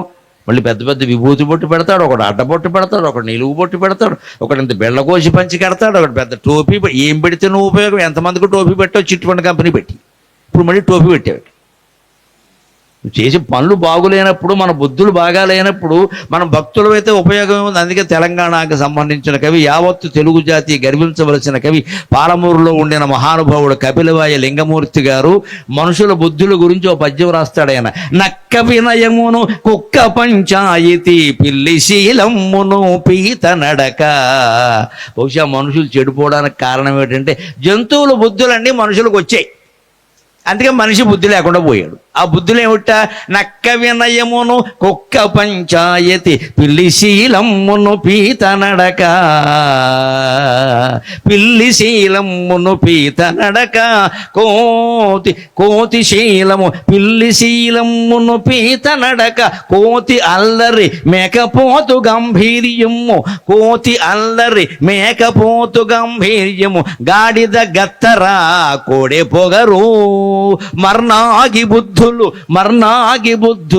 మకరంపు పట్టును, నల్లి కుట్లు ఊసర వెల్లి రంగు, మీను మిడిసిపాటు మిడుతాట మరియును, కొంగ జపంబును గొర్రెదాటు, మానకుండిన జంతువే మానవుండు, నాగరికమెంత పెరిగిన నాటకంబే, భక్తజన పోష తెలరాళ్ళ పల్లివాస, దితిజ విద్వేష బుధతోష తిరుమలేశ. పాలమూరు దగ్గరలో తెలరాళ్లపల్లి అని గ్రామం ఉంది. అక్కడ వెంకటేశ్వర ఆలయం ఉంది. వెంకటేశ్వరుడు అంటే తిరుమలేశుడు కదా. ఆ తిరుమలేశుడి మీద 100 పద్యాలు రాశాడు. శతకానికి ఎప్పుడు మొకుటం అంటారు. మొకుటం అంటే చివర ఒక పాదం కానీ 2 పాదాలు కానీ అన్నింటికీ ఒకలాగే ఉంటాయి. ఆ ఒకటి ఏమిటంటే భక్తజన పోష తెలరాళ్ల పల్లివాస, దితిజ విద్వేష బుధతోష తిరుమలేశ. తిరుమలేశ్వర, శ్రీ వెంకటేశ్వర, భక్తజన పోష, భక్తులందరినీ పోషిస్తున్నవో స్వామి. తెలరాళ్లపల్లి వాస, మా ఊరు తెలరాళ్లపల్లిలో దేవాలయంలో గర్భగుడిలో ప్రకృతి శిల్పం రూపంలో ఉన్నటువంటి ఓ స్వామి. దితిజ విద్వేష, దితిజులు అంటే దైత్యులు, రాక్షసుల్ని సంహరించినటువంటి ఓ స్వామి. బుధతోష, పండితులందరినీ సంతోషపెట్టేటువంటి స్వామి, నీకు నమస్కారం అని అంటూ మానవులకి రేపెడుతున్నాడు. దేవుడికి దండం పెట్టాడు, మనకేమో అన్నం పెడుతున్నాడు. ఇక్కడ ఏమిటంటే మనలో ఉండే కొన్ని బుద్ధులు ఉన్నాయో లేదో ఆలోచించుకుందాం. నక్క వినయమును, ఓ పెద్ద జమీందారు ఉంటాడు ఇలాంటి ఊళ్ళో. ఆయన దగ్గరికి పొద్దున్నే వచ్చి చేతులు కట్టుకుని, అయ్య బాబు అయ్యగారు అస్సలు మీరు బాంచాను కాలు మొక్తా, ఈయన బాంచాను ఆయన బాంచానో తెలియదు అనేస్తాడు ఈ మాట. పాపం ఆయన పడిపోతాడు వెంటనే. ముఖ్యంగా వాళ్ళ ఆవిడ ఉంటుంది పాపం, జమీందారు గారి భార్య. 10 మంది వస్తున్నారు పాపం ఆ ఇళ్ళ టిఫిన్లు కాఫీలు చేసి అందరికీ ఇస్తుంది. ఇదే నక్క వినయం అంటే. అందరూ వినయం చూపిస్తే నమ్మేయకూడదండి. నక్క వినయం అంటే ఆ అడవిలో నక్క ఏం చేస్తుంది తెలుసా? అది శాకాహారం తిందు, మాంసాహారం తింటుంది, దానికి బాగా ఇష్టం. కానీ శాకాహారం తిందు, మాంసాహారం కానీ ఏ జంతువుని చంపగలిగిన ధైర్యం లేదు దానికి. అందుకని అది ఏం చేస్తుంది? సింహానికి ఏనుగుకి తగాదా పెడుతుంది. సింహం ఏనుగుని చంపేస్తే అది ఊరికి 1/2 కేజీ మాంసం తింటుంది, మిగిలిన 100 కేజీల మాంసం ఇది తింటుంది. లేకపోతే పులికి ఎద్దుకి తగాదా పెడుతుంది. మరి అందుకే నక్క అంటే చిత్తులు మారంటారు. లోకంలో కూడా మనుషులు అంటే నక్క బుద్ధులు అంటారు. అది చెబుతున్నాడు నక్క వినయం. అతి వినయం ఎవడన్నా చూపిస్తున్నాడంటే మన దగ్గర అవసరమైన దానికంటే ఎక్కువ వినయం చూపిస్తున్నా అంటే పెద్ద డ్యాన్స్ కార్యక్రమం, నమ్మకూడదు. ఇది జంతువు. కుక్క పంచాయతీ అంటే తీర్పు చెప్పడం. తీర్పు ఎవరు చెప్పాలండి? పూర్వం ఎవరు చెప్పారో ఆలోచించండి. పూర్వం ఎవరు చెప్పేవారో తెలుసు తీర్పులు? పటేల్ పట్వారీ వ్యవస్థ అంటారు కదా. పటేల్ అన్న ఆయన తీర్పు చెప్పాడు. మాకు ఆంధ్రాలో అయితే మున్సబు కరణం అంటారు. మున్సబులు తీర్పు చెప్తారు, కరణాలు చెప్పరు. మున్సబులు సాధారణంగా రెడ్లు ఉండేవారు అప్పట్లో. రెడ్లు వాళ్ళు పెద్ద జమీందారులు వాళ్ళు కూర్చుని తీర్పు చెబితే ఎలా వాళ్ళకేం అక్కర్లేదు, డబ్బులు అక్కర్లేదు, వాళ్ళకి డబ్బులు తీసుకుని తప్పుడు తీర్పులు చెప్పరు. వాళ్ళు జమీందారులు, కోటీశ్వరులు. వాళ్ళు ఊరో న్యాయం జరగడం కావాలి. అందుకని వాళ్ళకి ఏమీ ఆశ లేదు కాబట్టి హాయిగా కూర్చోబెట్టి రెండు వర్గాల వాళ్ళని పిలిపించి పంచాయతీ చేసి, ఏమయ్యా తెలుస్తుంది కదయ్యా నీ తప్పని గ్రామంలో తేలిగ్గా తెలిసిపోతుందండి. ఎందుకంటే ఈ గ్రామంలో ఎన్ని కుటుంబాలు ఉంటాయి? ఏదో 200 కుటుంబాలు, 300, అంతకంటే ఏముండవు కదా ఇక్కడ. అందుకని అందరి విలువలు వాళ్ళకి తెలిసిపోతాయి. నాకు తెలుసో నీ కొడుకు ఎలా పెళ్లి చేసావు నాకు తెలీదా, నువ్వు ఎలా అరకరం కొట్టేసావు మీ అన్నగారిది నాకు తెలీదా అని అంటాడు ఈయన. ఈ పటేల్ తక్కువడు కాదు ఇక్కడ. అందుకే పటేలా ఏం చెప్పమంటావా అంటారు ఇక్కడ. పటేల్కి తెలియని విషయాలు ఏం లేవు ఇక్కడ. అందుకే ఆయన ఏం చేస్తుంది, న్యాయంగా తీర్పు చెబుతాడు. కుక్కను తీర్పు చెప్పమని కూర్చోబెట్టామనుకోండి, ఏం చేస్తుంది, కుక్కకి రొట్టె ముక్క కావాలి. అందుకని మిగిలిన 2 కుక్కలకి తీర్పు ఎలా వస్తుంది, వాటికి ఏదో చెప్పి పంపేసి ఆ రొట్టె ఇది కొట్టేస్తుంది. కుక్క పంచాయతీ అంటే అర్థం. కుక్కకి పంచాయతీ తీర్పు చెప్పే అవకాశం ఇవ్వకూడదు. అంటే కుక్క బుద్ధి ఉన్న మనిషికి వాడి స్వార్థం వాడు చూసుకునేవాడు. పంచాయతీ సర్పంచ్ అయితే, రాష్ట్రానికి మంత్రి అయితే మనకు ఉపయోగం ఏంటంటే వాడి స్వార్థం చూసుకుంటాడు. నక్క వినయము, కుక్క పంచాయతీ. పిల్లి శీలం అంటే ఏం తెలుస్తుంది తెలుసా? పిల్లి మాంసాహారం తినాలని అనుకోదుట. అది తింటు పాలు తాగుతుంది, అన్ని తింటుంది. అది ఒక్కోసారి అనుకుంటుంది కార్తీక మాసంలో సోమవారం నాడు ఇంకా మాంసం అది తినకూడదు, పాలు తాగి కూర్చుందాం కార్తీక మాసం కూడా అనుకుంటుంది. కానీ ఎలక కనపడగానే దాని బుద్ధి మారిపోయింది. ఈసారికి ఎలక గుడ్ మార్నింగ్ చెప్పేసి ఇక నుంచి ఉందాం. మనలో కూడా కొంతమంది ఉంటారు అలాగా. ఉపవాసం ఉందామని అనుకుంటాడు, సోమవారం వస్తుంది, ఉంటాడు. 11 అయ్యాక వాళ్ళ ఆవిడ ఏముంటుంది, దోశలు వేసాను, ఆనియన్ దోశ, నువ్వు లోపలికి దోశ మొత్తం అనగానే మనవాడు ఈసారికి పెట్టాయి, రేపటి నుంచి చూద్దాం అంటాడు. ఇంక అంటే మళ్ళీ వారం వరకు ఇప్పుడు ఉపవాసం ఉండదు. ఇదే పిల్లిశీలం అంటే. నువ్వు ఉండాలంటే ఉండాలి తప్పితే దోషాలను బట్టి మారిపోతావా? మన ఎవరన్నా భోజనానికి పిలిచారండి, మనకి ఇష్టమైతే పెడతాను లేకపోతే లేదు. కానీ భోజనానికి రావడం అంటే ఏం వండారు అని అడిగెడతావా? దాన్ని బట్టి మెనూ ఏంటో చెప్పంటే వాడేమంటే వీడు తిండిపోతాడు అనమాట. పులిహోర బొబ్బట్లో అంటే వస్తాడు, లేత రావడం అనమాట. దాన్ని బట్టి వస్తావు. ఇదే పిల్లిశీలం అంటే. అది ఉపవాసం ఉండాలని అనుకుంటుందట. ఎంతవరకు పిల్లి ఉపవాసం ఎంతవరకు అంటే ఎలక్ కనపడే వరకు. ఎలక్ కనపడిన తర్వాత మళ్ళీ దొరుకుతుంది ఏంటి, అవకాశాన్ని వినియోగించేసుకోవాలి, ఆపర్చునిటీ అని మింగేస్తుంది. అంటే ఇదే పిల్లిశీలం. పీత నడక మనలో చాలామంది ఉంటారు, గమనించండి. పల్లెటూళ్ళలో ప్రధానంగా ఉంటారు. దయచేసి ఈ ప్రవృత్తి మానుకోవాలి. ఏమిటో తెలుగు వాళ్ళు అభివృద్ధి చెందకపోవడానికి కారణం ఇదే. ఏమిటో తెలుసా? పీత నడక. 4 పీతలు నడుస్తుంటే చూడండి, వెనకాల ఉన్న పీత ముందు పీత నడవని ఇది కాలు పట్టుకుని లాగేస్తుంది. దీని సొమ్ము ఏం పోయింది అది పోతుంటే? ఇది వెనకాల నెమ్మదిగా నడుస్తుంది. దానికంటే కొంచెం ముందు ఏదైనా పీత వెళ్ళింది అనుకోండి, ఓ కాలెట్టి ఇది లాగేస్తుంది వెనక్కే. సరిగ్గా మన తెలుగు వాళ్ళందరూ అంతే. ఎవరికైనా ఏదైనా పెద్ద పురస్కారం వస్తుంది అంటే వెంటనే వాడి గురించి ఒక వీడియో తీసి పెట్టేస్తాడు. వీడికి ఇవ్వడానికి వీల్లేదు, వీడు ఇలాంటి పాపప్పని చేసాడని. తెలుగువాడే కదా. దానికి ఉదాహరణ లేక తమిళం వాళ్ళకి ఇప్పటికొక 10 జ్ఞానపీఠ బహుమతులు వచ్చాయండి. 10 సాహిత్యవేత్తల కవులకి. కర్ణాటకలో కూడా 10 వచ్చాయి. మలయాళంలో అయితే 15, 20 వచ్చాయి. తెలుగు వాళ్ళకి ఇంతవరకు కేవలం 3 వచ్చాయండి. 2 రాష్ట్రాలు కలిపినా 3 వచ్చాయి. మన దౌర్భాగ్యం ఏంటంటే ఒక కవికి ఎవరైనా ఇస్తారు అంటే ఇంకో కవి అడ్డం వేసేస్తాడు.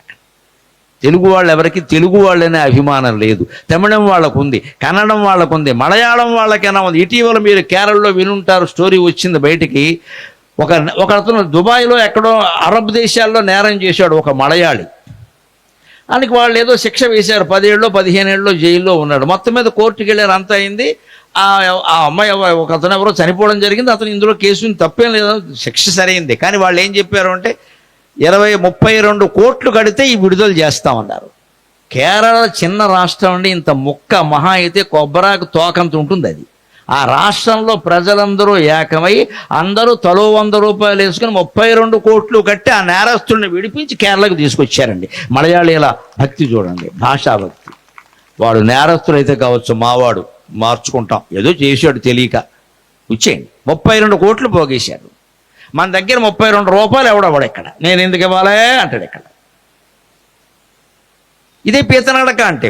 ఒక పీత నడుస్తుంటే ముందు దేన్ని నడవలేదు, ముందు వెళ్ళేదాన్ని వెనక్కి లాగుతుంది. ఇక్కడ పల్లెటూళ్ళలో ఇలాంటి వాళ్ళు చాలామంది ఉంటారు. సేవా కార్యక్రమం చేస్తే, గుడి గడుతుంటే, ఏదైనా మంచి పని చేస్తుంటే ప్రోత్సహించాలి, అంతేగాని వెనక్కి లాక్కూడదండి. ఇదే పీత నడక అంటే అర్థం. అటువంటి ఆ బుద్ధి మనకి రాకుండా ఉంటే మనం మనుషుల్లో ఉంటాం ఖచ్చితంగా. పిల్లి శీలమును పీత నడక, కోతి అల్లరి మెకపోతు గంభీర్యము, గాడిద గత్తరా కోడే పొగరు కోతి ఎంత అల్లరి చేస్తుందో గమనించాలి. పిల్లల్లో కూడా ఎవరన్నా అల్లరి చేస్తే వీడికి తోకోటే తక్కువ అంటారు. తోకంటే కోతే కదా, మరి తోకోటే తక్కువ. కోతికి తోక ఉంది, వీడికి లేదు. లేకపోతే వీడు కోతి ఒకటే, అంతే కదా. ఆ కోతి అల్లరి అంటే ఎందుకు చేస్తుందో తెలిసి మీరు గమనించండి. మనస్సును నిగ్రహించుకోలేక అల్లరి చేస్తారు. పిల్లలు ఎక్కువ అల్లరి చేస్తారు. 70 ఏళ్ళ వాడిని అల్లరి చేయమంటే ఏం చేస్తాడో, లేవలేకుండా కూర్చుంటేను. అందుకే కోతిని గమనించండి. అల్లరి ఎందుకు చేస్తుందో, మనస్సు చెంచలం ఎందుకు. కోతి ఎప్పుడైనా శ్వాస తీసుకుంటుంటే గమనించండి. ఒక నిమిషానికి 32 సార్లు గాలి పీలుస్తుంది కోతి. లెక్క పెట్టి చెప్పారు, నిమిషానికి 32, అంత వేగంగా. అందుకే దాని మనస్సు చెంచలం. శ్వాస మీదే మనస్సు ఆధారపడి ఉంటుంది. మనం మనస్సు ఆపాలంటే శ్వాస మీద ధ్యాస పెడితే చాలు, మనస్సు ఆగిపోతుంది. మనం పీలుస్తున్న వదిలిపెడుతున్న శ్వాస మీద కనుక మన మనస్సును పెడితే మనస్సు ఆగిపోతుంది, ఆలోచన ఉండదు. ఇంకా కోతి అలా పెట్టలేదు, అని విపరీతంగా శ్వాస పీలుస్తుంది. ఆ విపరీతంగా శ్వాస పీల్చడం వల్లే దాని మనస్సు విపరీతంగా చెలించి ఒక కొమ్మ మీద స్థిరంగా ఉండదండి. ఒక కొమ్మ ఉంది, అది బాగానే ఉందిగా, ఉండొచ్చు కదా, కోతి కొమ్మ వచ్చి అంటారు, ఇంకో కొమ్మ మీద దూకుతుంది. మనలో కూడా అలాంటి వాళ్ళు ఉంటారు. కోతి అల్లరి ఎందుకు వచ్చిందంటే మనస్సు స్థిరంగా లేక. మేకపోతు గాంభీర్యం తెలుగులో బాగా వాడతారు. మేకపోతు గాంభీర్యం అంటే ఏంటో తెలుసా? ఒక మేకపోతు ఉంది, దాని గడ్డం ఉంటుంది కదా, మేకకి ఎంత ఉంటుంది, చిన్న గడ్డం ఉంటుంది కదా, అది అడవిలో తిరుగుతుంది గడ్డం వేసుకుని మామూలుగా. ఈలోపు ఒక సింహం వచ్చింది. సింహాన్ని చూసి మేక భయపడాలి కదా, భయపడింది. కానీ సింహం అదో అయోమయం సింహం, అది ఇంగ్లీష్ మీడియం సింహం, తెలుగు మీడియం కాదు, దానికి తెలివితేటలు లేవు. అదేమంది మేకను చూసి, ఏ దాడే వాళ్ళ కౌన్ హే అంది. మేకకి చిన్న గడ్డ ఉంటుంది కదా, చిన్నది కొద్దిగా ఉంటుంది, అది కూడా పూర్తిగా ఉండదు, మళ్ళీ ఇంతే ఉంటుంది. ఏ దాడే వాళ్ళ కౌన్ హే అంది. దానికి అర్థం కాలే, ఎంతవరకు గడ్డ ఉన్న మేకనో చూడలేదు. అది ఇది గడ్డం ఉన్నాయని ఎవరంటే అప్పుడు అనిపించింది మేక, ఓ ఇది వెర్రిమోహం, ఇది మేక గడ్డం ఉంటుందనే విషయం దీనికి తెలియదు. అందుకని ఏమని తెలుసా, నేనే గడ్డం ఎందుకు పెంచావు అని అడిగింది. వెంటనే ఏమని తెలుసా, ఒక 50 సింహాలని, ఒక 50 పులుల్ని, 50 ఏనుగుల్ని, 50 ఖడ్గమృగాల్ని చంపిన తర్వాత గడ్డం తీస్తానని ప్రతిజ్ఞ చేశా. 50 ఖడ్గమృగాల్ని చంపేశా, 50 ఏనుగుల్ని చంపేశా, 50 పులుల్ని చంపేశా, 49 సింహాలను చంపేశా, ఇంకొక సింహం కోసం చూస్తున్నాను. ఆ వెరుమోహన్ నమ్మేసింది ఈ మాట. ఇదే మేకపోతు గాంభీర్యం అంటే. ఒక్క సింహం కనపడితే నా వ్రతం పూర్తి అయిపోయినట్టే, సాయంత్రానికి గడ్డం తీసేస్తా అనగానే ఇంకా సింహం అక్కడి నుంచి సింగపూర్ పారిపోయింది. ఇంకా అయ్యి 50 సింహాలట, 50 పులులట, 50 ఖడ్గం. నమ్మేయడమే, ఏది చెబితే ఇది. ఇప్పటికీ మన వాళ్ళే, మనం స్మార్ట్ ఫోన్ పట్టుకుని చేస్తున్న పని ఏంటండి, నీ ఫోన్కి ₹1 కోటి బహుమతి. నీకేమైనా మేనత్త కొడుకోవాడు, బుద్ధి లేదా నీకు? నీకు ఎందుకు ఇస్తాడా ₹1 కోటి? ఈ క్లిక్ నొక్కు, పీక నొక్కు అని చెప్పాలి. ఇంకా ఇక్కడ నువ్వు క్లిక్ నొక్కుతాడు, పీక నొక్కుతాడు. నీకేం బుద్ధి లేదా? అసలు ఇంట్లో కూర్చొని డబ్బులు సంపాదించాలని ఎలా ఆలోచిస్తారండి? కష్టపడితే కానీ రూపాయి రాదు కదా. పుట్టు ఫోన్ ద్వారా కూర్చొని ఈజీ మనీ సంపాదిస్తారా? పందేలు కాసేసి బెట్టింగు. ఈ ఆలోచన అంతా ఇదే. మేకపోతు గాంభీర్యం అంటే అది ఏదో చెప్పింది, ఈ వీరమోహన్ నమ్మేసి అమ్మ బాబోయ్ అన్నింటిని చంపింది, మనం ఇక్కడ ఉంటే 49 సింహాలు చంపేసిందిట, గడ్డం పెంచిందిట, ఇప్పుడు నన్ను చంపేసి ఆ గడ్డం తీసేస్తుంది అనమాట అని పారిపోయింది. అది ఇదే మేకపోతు గాంభీర్యం. ఎప్పుడైనా ఆపదల నుంచి తప్పించుకోవాలంటే ఇటువంటి డైలాగ్ ఒకటి వేసేయాలి. అవతల వాడు వెర్రివేదమైతే చాలు, ఇంకా అంతే. వినేవాడు వెర్రివేదమైతే చెప్పేవాడు ఏదైనా చెబుతాడు. ఇంకా అది మేకపోతు గాంభీర్యం. గాడిద గత్తర, గాడిదనలా మీరు వదిలిపెట్టిన దానికి ఎప్పుడు ఏదో కాళ్ళు ఆడిస్తూ ఉండడం, తంతూ ఉండడం అలవాటు. ఎక్కడైనా మీరు వదిలిపెట్టానుకో, కట్టేయకుండానో అది మొత్తం అంతా పాడు చేసేస్తుంది. అది గాడిద గత్తర అయిపోయిందిరా ఇంటి ముందు, అందరూ కూడా చెల్లాచెదర అయిపోతే అంటారు. ఇక్కడ కోడె పొగరు, గిత్తదూడ ఉంటుందండి, ఆవుకు పుట్టిన మొగదూడ. అది కోడె పొగరు, మంచి వయస్సులో ఉంటుందేమో, ఎవడొచ్చినా సరే పొడి చేస్తూ ఉంటుంది. అది ఇవన్నీ మనుషులకు ఉన్నాయా లేవా? మర్నాగి బుద్ధులు మకరంపు పట్టును. మర్నాగి అదో రకం పిల్లి, కోతి కంటే చిన్నదిగా ఉంటుంది. అది కీటకాలను తింటుంది. కీటకాలు ఇలా వెడుతుంటే వరుసగా వాటిని మాయ చేసి దారి మళ్ళించి తినేస్తుంది. ఇలాంటి మాయలు చేసేవాళ్ళు మన ఊళ్ళో కూడా ఉంటారు, హైదరాబాద్లో ఇంకా ఉంటారు, చెప్పక్కర్లేదు. ఇక్కడ మకరంపు పట్టు ఒకడు ఉంటాడు, మొసలి పట్టులో పట్టుకుంటాడు, ఎంతకీ వదలడు, మూర్ఖంగా వాదిస్తాడు. నేను పట్టిందే లెక్క, నేను చెప్పిందే లెక్క. అటువంటి మొసలి పట్టు పనికిరాదు. ఇవన్నీ జంతువుల బుద్ధులు, ఇవన్నీ కూడా. మెర్నాగి బుద్ధులు మకరంపు పట్టును. నల్లి కుట్లు ఉసర వెళ్ళి రంగు. నల్లి కుడుతుంది. ఇవాళ ఏసీ రూములు వచ్చాక నల్లులు తెలియట్లే ఎవరికి. పూర్వం బాగా తెలిసేవి. అత్తారింటికి అల్లుడు ఎడితే ముందు అల్లుడి కంటే ముందు నల్లులే ఉండేవి పరుపునడానికి. ఇక్కడ పరుపు తీసి కిరసనాయలు పోసి ఎండలో బారేసేవాళ్ళు మళ్ళీ పట్టుకెళ్ళి. ఇక్కడ ఆ నల్లి ఎలా కుడుతుందంటే తరగడా కిందకు వచ్చి సరిగ్గా బొగ్గ మీద మామూలుగా ఇంకా అర్జునుడు పాశుపతాస్త్రం వేసినట్టే ఉంటుంది, పట్టుమని కుడుతుందండి. తీరా దాన్ని పట్టుకుందామని చూస్తే ఆ తరగడా కింద నుంచి పక్క తరగడా నుంచి పరుపు వేరే పరుపు గడిపోతుంది అంత వేగంగా. ఇదే నల్లికుట్లు అంటే. మనుషుల్లో కూడా కొందరు ఇలాగే ఉంటారు. అపకారం చేసి మనం పట్టుకుందామని చూసేలోగా విదేశాలకు పారిపోతాడు పాస్పోర్ట్ పట్టుకొని. ఇదే నల్లికుట్లు. ఊసర వెల్లి రంగు రాజకీయాల్లో బాగా ఉంటుంది. ఇది ఆలోచన. వేళ రాజకీయాల్లో ఇటువంటి ఊసర వెలుగులు చాలా మంది ఎవరు అధికారంలో ఉంటే వారిదే పార్టీ గోడ మీద వీళ్ళని గోపి అంటారు. వీళ్ళ గోడ మీద పిల్లి అనమాట. ఇటు దూకుతాడు అటు దూకుతాడో తెలియదు. ఎటు దూకుతాడంటే అధికారం ఎటుంటే అటు దూకుతాడు.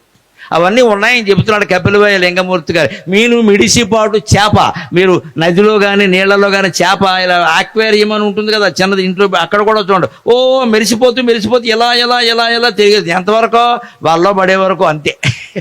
మనం కూడా అంతే ఓ మిడిసిపోతాం. ఇక్కడ వాళ్ళలో పడే వరకే, సైబర్ నేరం పాలయ్యే వరకే మిడిసిపోటు. మిడతాట మరియును ఒక చేల మీదకి మిడతల దండు వస్తుంది చూడండి. 1,00,000 మిడతలు ఒక్కసారిగా వచ్చి పడిపోతాయండి. మొత్తం పండిన పంట అంతా నాశనం. ఈ రకంగా ఉంటుంది. కొంగ జపంబును గొర్రె దాటు. కొంగ జపం చేస్తుంది ఎందుకు? అదే దేవుడి మీద భక్తి కాదు, చేపల కోసం. జపం అంటే నిశ్చలంగా చేయాలి కదా. ఒంటికాలు పైకెత్తి ఒక్క కాలు మీదే నిలబడి అలా ఉంటుంది. పాపం చేపలు ఏమనుకుంటా ఇదేదో సన్యాసి నమ శివాయ అని జపం చేస్తున్నాయని చేపలు దాని చుట్టూ చేరతాయి. నెమ్మదిగా 10 చేపలు జారనిచ్చి శుభ్రంగా మొక్కెట్టి 10 టిఫిన్ కింద లాగేస్తుంది. ఇదే కొంగ జపం అంటే. మన దగ్గర కూడా కొంగ జపాలు చేసి మన మోసం చేసేవాళ్ళు ఆధ్యాత్మిక రంగంలో కూడా ఉంటారు. ఎప్పుడు ఎంత గురువైనా ఎంత పీఠాధిపతి అయినా సరే వేదిక మించి మా పీఠానికి డబ్బులు ఇవ్వండి అని అడుగుతున్నాడంటే వాడు కొంగ జపం చేసినట్టు లెక్క. ₹1 ఇవ్వకూడదు వాడికి. సన్యాసికి డబ్బులు దేనికంటే పని లేక, సన్యాసికి డబ్బులు ఎందుకు? ఇదే కొంగ జపం అంటే. ఇలాగా కొంగ జపం ఇలాంటివన్నీ చేసేవాళ్ళు చాలా మంది ఉన్నారు.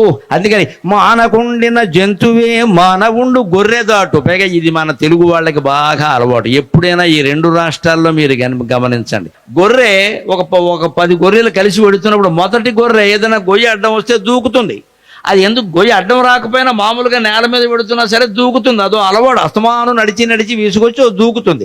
ఈ వెనకాల గొర్రె ఏం చేస్తుంది? అది ఎందుకు దూకిందో తెలియకుండా ఇది కూడా దూకుతుంది. మొత్తం 100 గొర్రెలు దూకుతాయి. మన తెలుగు వాళ్ళ లక్షణం ఈ గొర్రె లక్షణం. ఆడ వేసాడు మనం వేసాం, ఆడ వేసాడు మనం వేసాం. అందుకే మన నాయకులు ఏం మాట్లాడతారంటే ఊళ్ళోకి వచ్చినప్పుడు అన్ని ఓట్లు మనవే ఇలా ఆవిడే ఓటే దీనికి చెప్తున్నాడు ఇక్కడ కబుర్లన్నీ. ఇక్కడ ఈ మాట ఎందుకు చెబుతారంటే మనం వేస్తామని. ఈ మాటలు నమ్మకూడదు. ఇవి లేకపోతేనే మనిషి. అందుకే మానవత్వంతో మనిషి ఉండాలి అంటే ఖచ్చితంగా ఈ జంతువుల లక్షణాలు లేకుండా చూసుకోవాలి. ఇది కపిలవయ్య లింగమూర్తి గారు పాలమూరులో తెలరాళ్లపల్లి దేవుడి మీద రాసినటువంటి పద్యం. ఇంకొక మాట, మానవత్వం అంటే కేవలం మనుషులు బాగుండడం కాదండి. పల్లెటూరు కాబట్టి కొన్ని వేల మంది వింటున్నారు కాబట్టి నా మాట నేను చెబుతాను, పాటిస్తే మంచిది. భారతం అనుశాసన పర్వంలో చెబుతాడు, స్వర్గం అంటే ఎక్కడో లేదయ్యా, ఒక్క అలవాటు మానుకో నువ్వు స్వర్గంలో ఉంటావని చెబుతాడు. ఎస్తు సర్వాణి మాంసాని యావజ్జీవం న భక్షయేత్. ఎస్తు సర్వాణి మాంసాని యావజ్జీవం న భక్షయేత్. సస్వర్గే విపులం స్థానం లభతేనాత్ర సంశయక. సస్వర్గే విపులం స్థానం లభతేనాత్ర సంశయక. ఒక మద్యం మాంసం 2 మానేస్తే మనకి స్వర్గం ఖాయమని చెప్పారండి. భారతం అనుశాసనిక పర్వంలో ఉన్నమాట. కనీసం ఈ చప్పట్లు కొట్టిన వారైనా ఇంటికి వెళ్ళి సీసా పట్టుకోకుండా ఉంటారని నేను నమ్ముతున్నాను. ఇంతకీ మద్యం అంటే ఏంటో తెలియని వాడిని నేను కొట్టలేదు. ఇక్కడ నేను పద్యాలు పాడుతున్నాను కానీ కొట్టేస్తారండి వెంటనే. ఎక్కడ అయ్య బాబు ఎంత మాట అన్నాడండి. అన్నమయ్యి మానయ్, నువ్వు మాంసం కూడా మానద్దా, మద్యం మానయ్. ఆంజనేయ స్వామి మీద ప్రమాణం చేయి, మద్యం మానయ్. ముందు ఇంట్లో ఆడదు సంతోషిస్తుంది, ఆడవాళ్ళని సంతోష పెట్టండి, కుటుంబాలు ఆనందంగా ఉండండి. ఎందుకంటే దిక్కుమాలిన మద్యం. ప్రభుత్వాలకేమో ఆదాయాల, మనకేమో జీవితాల నాశనమా? అది లేకుండా ఉండలేమా అండి? ఒక పద్యం ఇచ్చే కిక్కు మద్యం ఎప్పటికీ ఇవ్వదండి ఖచ్చితంగానే. పద్యం ఒక సాహిత్యం, ఒక భక్తి, ఒక భజన, అది ఇచ్చే కిక్కు మద్యం ఇస్తుందండి. అందుకని అందరూ ఆలోచించండి. ఆ మద్యం గనక మానేస్తే, మాంసాహారం కూడా మానేయగలిగితే, భారతంలో వ్యాసుడు అనుశాసనిక పర్వంలో ఏం చెబుతున్నాడంటే సస్వర్గే విపులం స్థానం లభతేనాత్ర సంశయ. అతని కోసం దేవేంద్రుడు స్వర్గంలో తలుపులు తెరిచి, రావయ్యా నీలాంటి వశిష్ఠ మహర్షి ఎక్కడా లేడు, నీకు స్వర్గంలో కామధేనువు పాలు దాగు, చింతామణి పీఠంలో కూర్చో హాయిగా అఖిలైశ్వర్యాలు అనుభవించే స్వర్గద్వారం తలుపులు తెరుస్తాట. ముందు ఆ స్వర్గం మాట ఎలా ఉన్నా ఇల్లు స్వర్గం అయిపోతుందండి కదండి మద్యం ఒక్కటి మానేస్తే. అందుకని సనాతన ధర్మం చెప్పిన మానవత్వంగా మద్యం మానేస్తామనేటువంటి ప్రతిజ్ఞ ఆంజనేయ స్వామి సాక్షిగా ఇన్ని వేల మంది తీసుకుంటే అడ్డాకుల గ్రామం 2 రాష్ట్రాలకి ఆదర్శ గ్రామం కింద మారుతుంది, అనుమానమే. అలాగే దుర్వ్యసనాలు మానుకోగలిగితే అంతేం లేదు. ఇంకొక మాట, మానవత్వం అంటే సాటి మానవుణ్ణి ఆదుకోవాలి. సాటి మానవుణ్ణి ఆదుకోవాలి. ఎలాగా? ఎంత శత్రుత్వం ఉన్నా సరే మీరే పని కట్టుకుని వాళ్ళకి ఏదైనా ఆపద వస్తే వాళ్ళ ఇంటికి వెళ్ళి, అన్నా ఆపదలో ఉన్నామని తెలిసింది, పోనీ మనం వెళ్ళడానికి మొహమాటం అయితే మన గుమాస్తానే ఎవరినో పంపి, అయ్యగారు ఇగో ఈ 10,000 ఎట్టు పెట్టమన్నారు, ఆపదలో ఉన్నా ఇబ్బంది పడుతున్నాం 10,000 ఇమ్మన్నారు అంటే వెంటనే శత్రుత్వం పోతుందా పోదా అండి? దాన్నే చెబుతున్నాడు వ్యాసుడు భారతంలో. పశ్యదానస్య మాహాత్మ్యం సద్య ప్రత్యయ కారణం, పశ్యదానస్య మాహాత్మ్యం సద్య ప్రత్యయ కారణం. ఎత్ర భావాదపి ద్వేషీ, ఎత్ర భావాదపి ద్వేషీ మిత్రత్వం యాతి తక్షణాత్.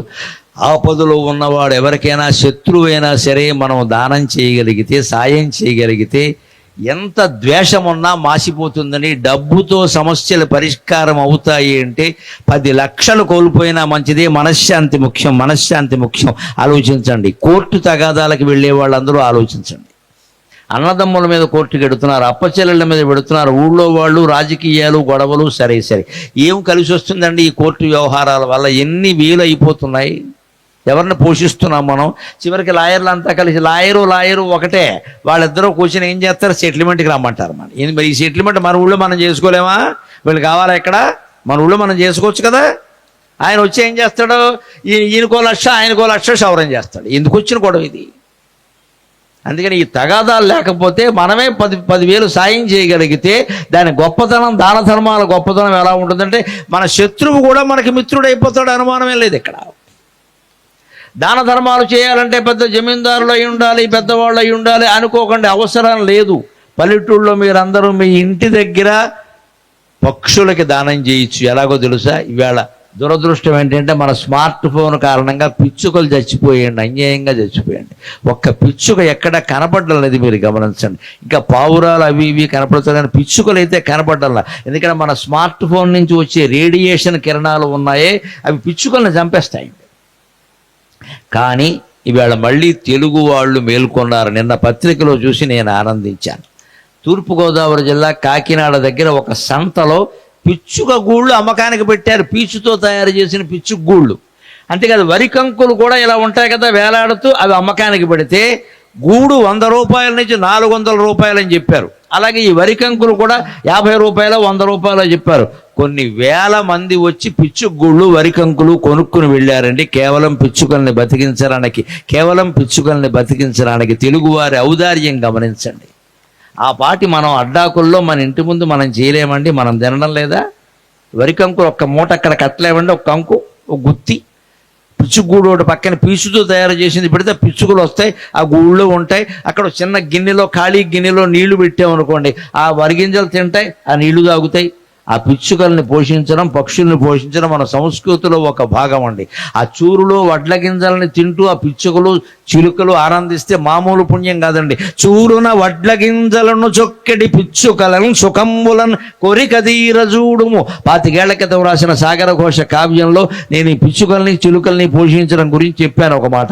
చూరున వడ్ల గింజలను చొక్కటి పిచ్చుకలను సుఖంబులను కోరికదీర చూడుము. 1 కోటి తపస్సుల పుణ్యమిట్టి ఆచారము భూతయజ్ఞమిది స్వార్థ విహీనత సర్వజీవ సంభారము బ్రోచు సంస్కృతి ప్రభావము జీవన సారమియదే.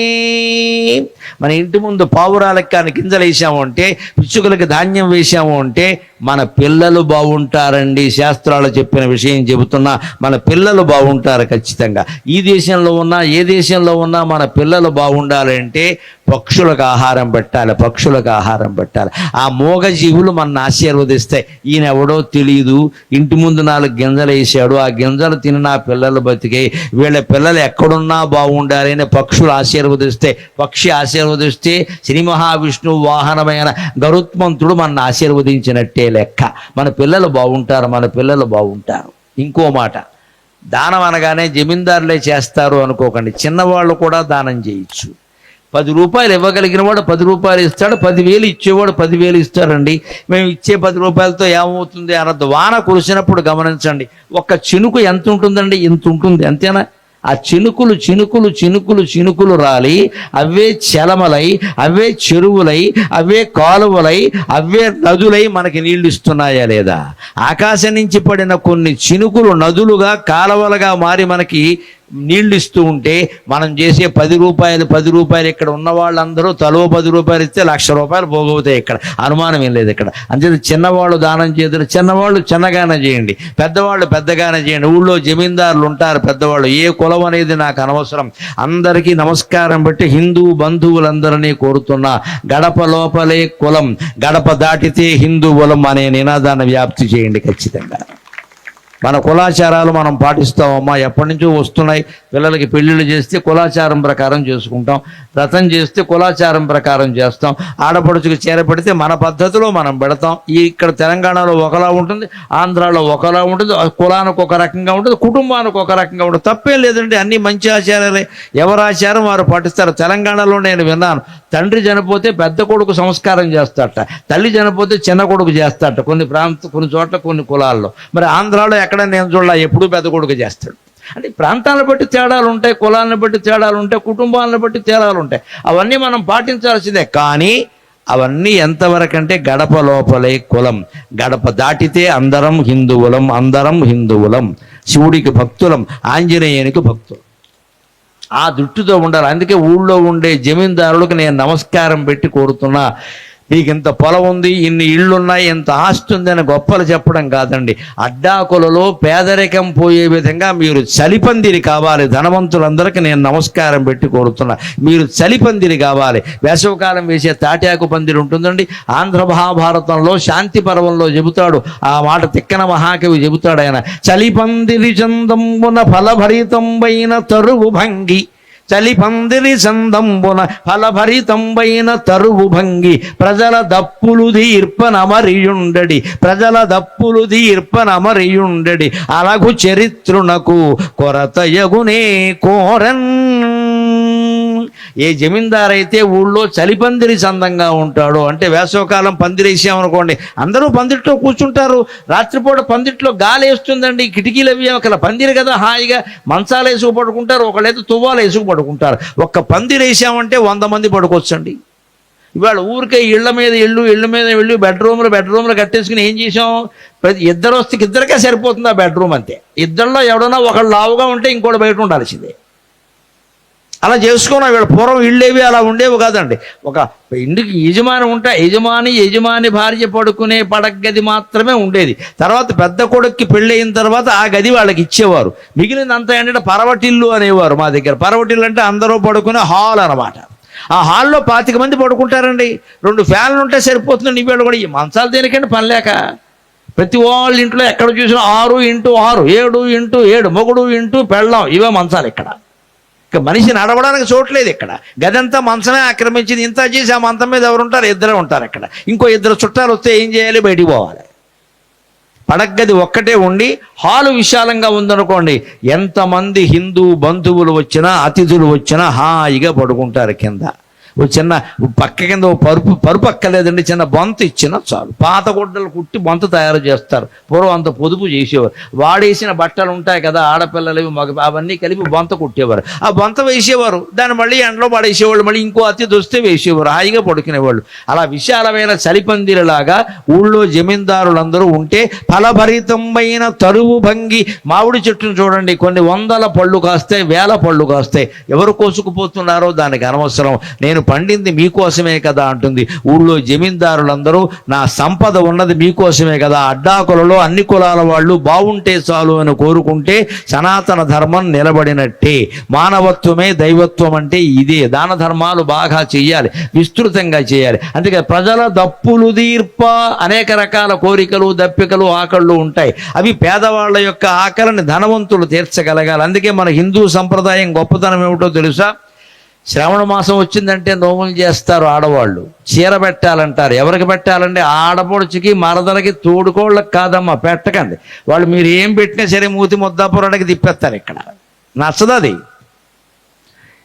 ప్రత్యేకించి దళిత వాడలకి వెళ్ళండి, బలహీన వర్గాల వారి ఇళ్ళకి వెళ్ళండి, పేదల ఇళ్ళకి వెళ్ళండి. అందరూ స్త్రీలు కారు వేసుకుని బండి వేసుకుని ఏదో రకంగా వెళ్ళండి. ఓ 25 చీరలు కూడా పట్టుకెళ్ళండి. రేపు శ్రావణ మాసం వచ్చిందంటే అందరు ఇళ్ళ దగ్గరికి వెళ్ళి తలుపు కొట్టి ముత్తైదువుని పిలిచి బొట్టు పెట్టి ఒక చీర పెట్టండి అమ్మా. మొత్తం మతం మార్పిడి ఆ రోజుతో ఆగిపోతుంది, అనుమానం ఏం లేదు, ఆ రోజుతో ఆగిపోతుంది. వాళ్ళకి లేదు మనం పడుతున్నామని కాదండి, ఎవరిని అలా తక్కువ చేయొద్దు, అందరికీ ఉంది. కానీ వాళ్ళు ఏం కోరుకుంటారు, దళితులైనా బలహీన వర్గాలైనా అంటే ఆత్మగౌరవం కోరుకుంటారు. ఊళ్ళో పెద్ద జమీందారు భార్య, శాస్త్రి గారి భార్య, ఆయన ఇంట్లో ఎంత మడి ఎంత ఆచారం, నా ఇంటికి వచ్చిందా ఇల్లాలు, నాకు అంతకంటే ఏం కావాలి, పార్వతీదేవి వచ్చినంత ఆనందంగా ఉంది నాకు, నడుచుకుంటూ వచ్చింది ఆవిడ మన ఇంటికి అని వెంటనే బయటకు వచ్చి దండం పడుతుంది. నువ్వు నా కూతురు లాంటి దానివే అని ఒక చీర ఇస్తే ఆ చీర జీవితాంతం కట్టుకుంటుందండి. ఆ ఇల్లాలు ఎంత సామరస్యం సాధించచ్చండి. ఎందుకు డబ్బున్న వాళ్ళందరూ డబ్బున్న వాళ్ళకే పెడతారు, ఎంతవాళ్ళం బంధువులకే పెడతారు. దేవుళ్ళ విషయంలో కూడా చేస్తున్నది ఇదే. డబ్బంతా పట్టుకెళ్ళి తిరుపతిలో పోసేస్తారు, ఇక్కడ దేవుడు పనికిరాడు మనకి. నేను చెప్పిన కపిలవాయి లింగమూర్తి గారు పెదరాళ్లపల్లి తెల్లరాళ్లపల్లిలో ఉంది ఆలయం, అక్కడ ఇవ్వండి. ఆ దేవాలయం బాగుంటుంది. ఆయన దేవుడు కదా. తిరుపతిలో ఒక దేవుడును తెల్లరాళ్లపల్లిలో ఒక దేవుడు ఉండడమ్మా. అసలు దేవుడు గుళ్ళో ఉండేది ఎందుకో తెలుసా? ఒక రహస్యం చెప్పి నేను సెలవు తీసుకుంటా. నీ గుండెల్లో ఉండే శివుణ్ణి గుర్తించడానికి శిక్షణ కేంద్రం గుడిలో ఉండే శివుడు. అది గ్రహిస్తే చాలు, అది గ్రహిస్తే చాలు. గుళ్ళో శివుడు ఎందుకుంటాడు? నీ గుండెల్లో నేనున్నా, నువ్వు గమనించట్లేదు ఆ విషయాన్ని. అందుకే గుళ్ళో శివుణ్ణి ఎలా గమనిస్తామండి? పూజ చేసామనుకోండి, ఆ ఆకులు పువ్వులు అన్నీ శివలింగం మీద ఉన్నాయనుకోండి, మనకి శివుడు కనపడ్డు కదా, అంతే కదా. వాటిని ఏమంటారండి? శివుడి మీద ఉండే మిగిలిపోయిన పువ్వులు ఆకు నిర్మాల్యం అంటారు. గమనించండి, టెక్నికల్ వర్డ్ అది, నిర్మాల్యం. శివాలయంలో ఏదైనా లక్షపత్రి పూజ జరిగింది అనుకోండి, మన్నాడు పొద్దున్న మనం వెళ్ళామనుకోండి, అక్కడ శివుడు కనపడ్డ మనకి. ఎందుకంటే దాని మీద ఆకులు పువ్వులు అన్నీ ఉంటాయి కదా, ఇంకా తీయలేదు. అర్చకుల వరకు ఏదో ఇబ్బంది ఉండొచ్చు, టైం కావచ్చు, తీయలేదు. మనకు అప్పుడు దేవుడు కనపడ్డ మనం ఏమనుకుంటా, నిర్మాల్యం తీయలేదు, నిర్మాల్యం తీయలేదు కాబట్టి శివుడు కనపడతాడు. నిర్మాల్యం అంటే నిన్నటి పూజా ద్రవ్యాలు, అంతే కదా. నిర్మాల్యం అంటే నిన్నటి పూజా ద్రవ్యాలు. నిన్నటి పూజా ద్రవ్యాలు తీయపోతే గుళ్ళో శివుడు కనపడ్డు. నిన్నటి జ్ఞాపకాలు చెరిపెయ్యకపోతే గుండెల్లో శివుడు కూడా కనపడ్డండి. అది లెక్క. అది హిందూ ధర్మం, అది సనాతన ధర్మం. నీ గుండెల్లో ఉన్న శివుని నువ్వు చూడాలంటే నిన్నటి జ్ఞాపకాలు, మొన్నటి జ్ఞాపకాలు, నిన్న జరిగిన అవమానాలు, మొన్న జరిగిన సన్మానాలు, ఏం జరిగినా కూడా నాకేం తెలియదు మొత్తం మర్చిపోయా, అంతే. అలా ఎప్పటి జ్ఞాపకాలు అప్పుడు వదిలేయగలిగితే గుండెల్లో ఆత్మ మాత్రమే ఉంటుంది. ఆత్మనే ఆత్మలింగం అంటారు. అటువంటి గుళ్ళో శివుణ్ణి గుండెల్లో దర్శించడానికి ఊరంతా కులాతీతంగా, మతాతీతంగా, ప్రాంతాతీతంగా, స్త్రీ పురుష భేదాతీతంగా సమైక్యంగా ఉండడానికి నా ఈ ప్రసంగం ఏమాత్రం ఉపయోగపడినా నేను ధన్యుణ్ణి. నాకు మాట్లాడడానికి, మీకు వినడానికి అవకాశం ఇచ్చిన మన మాతృభాష తెలుగు ఎంతో ధన్యమైంది. సెలవు.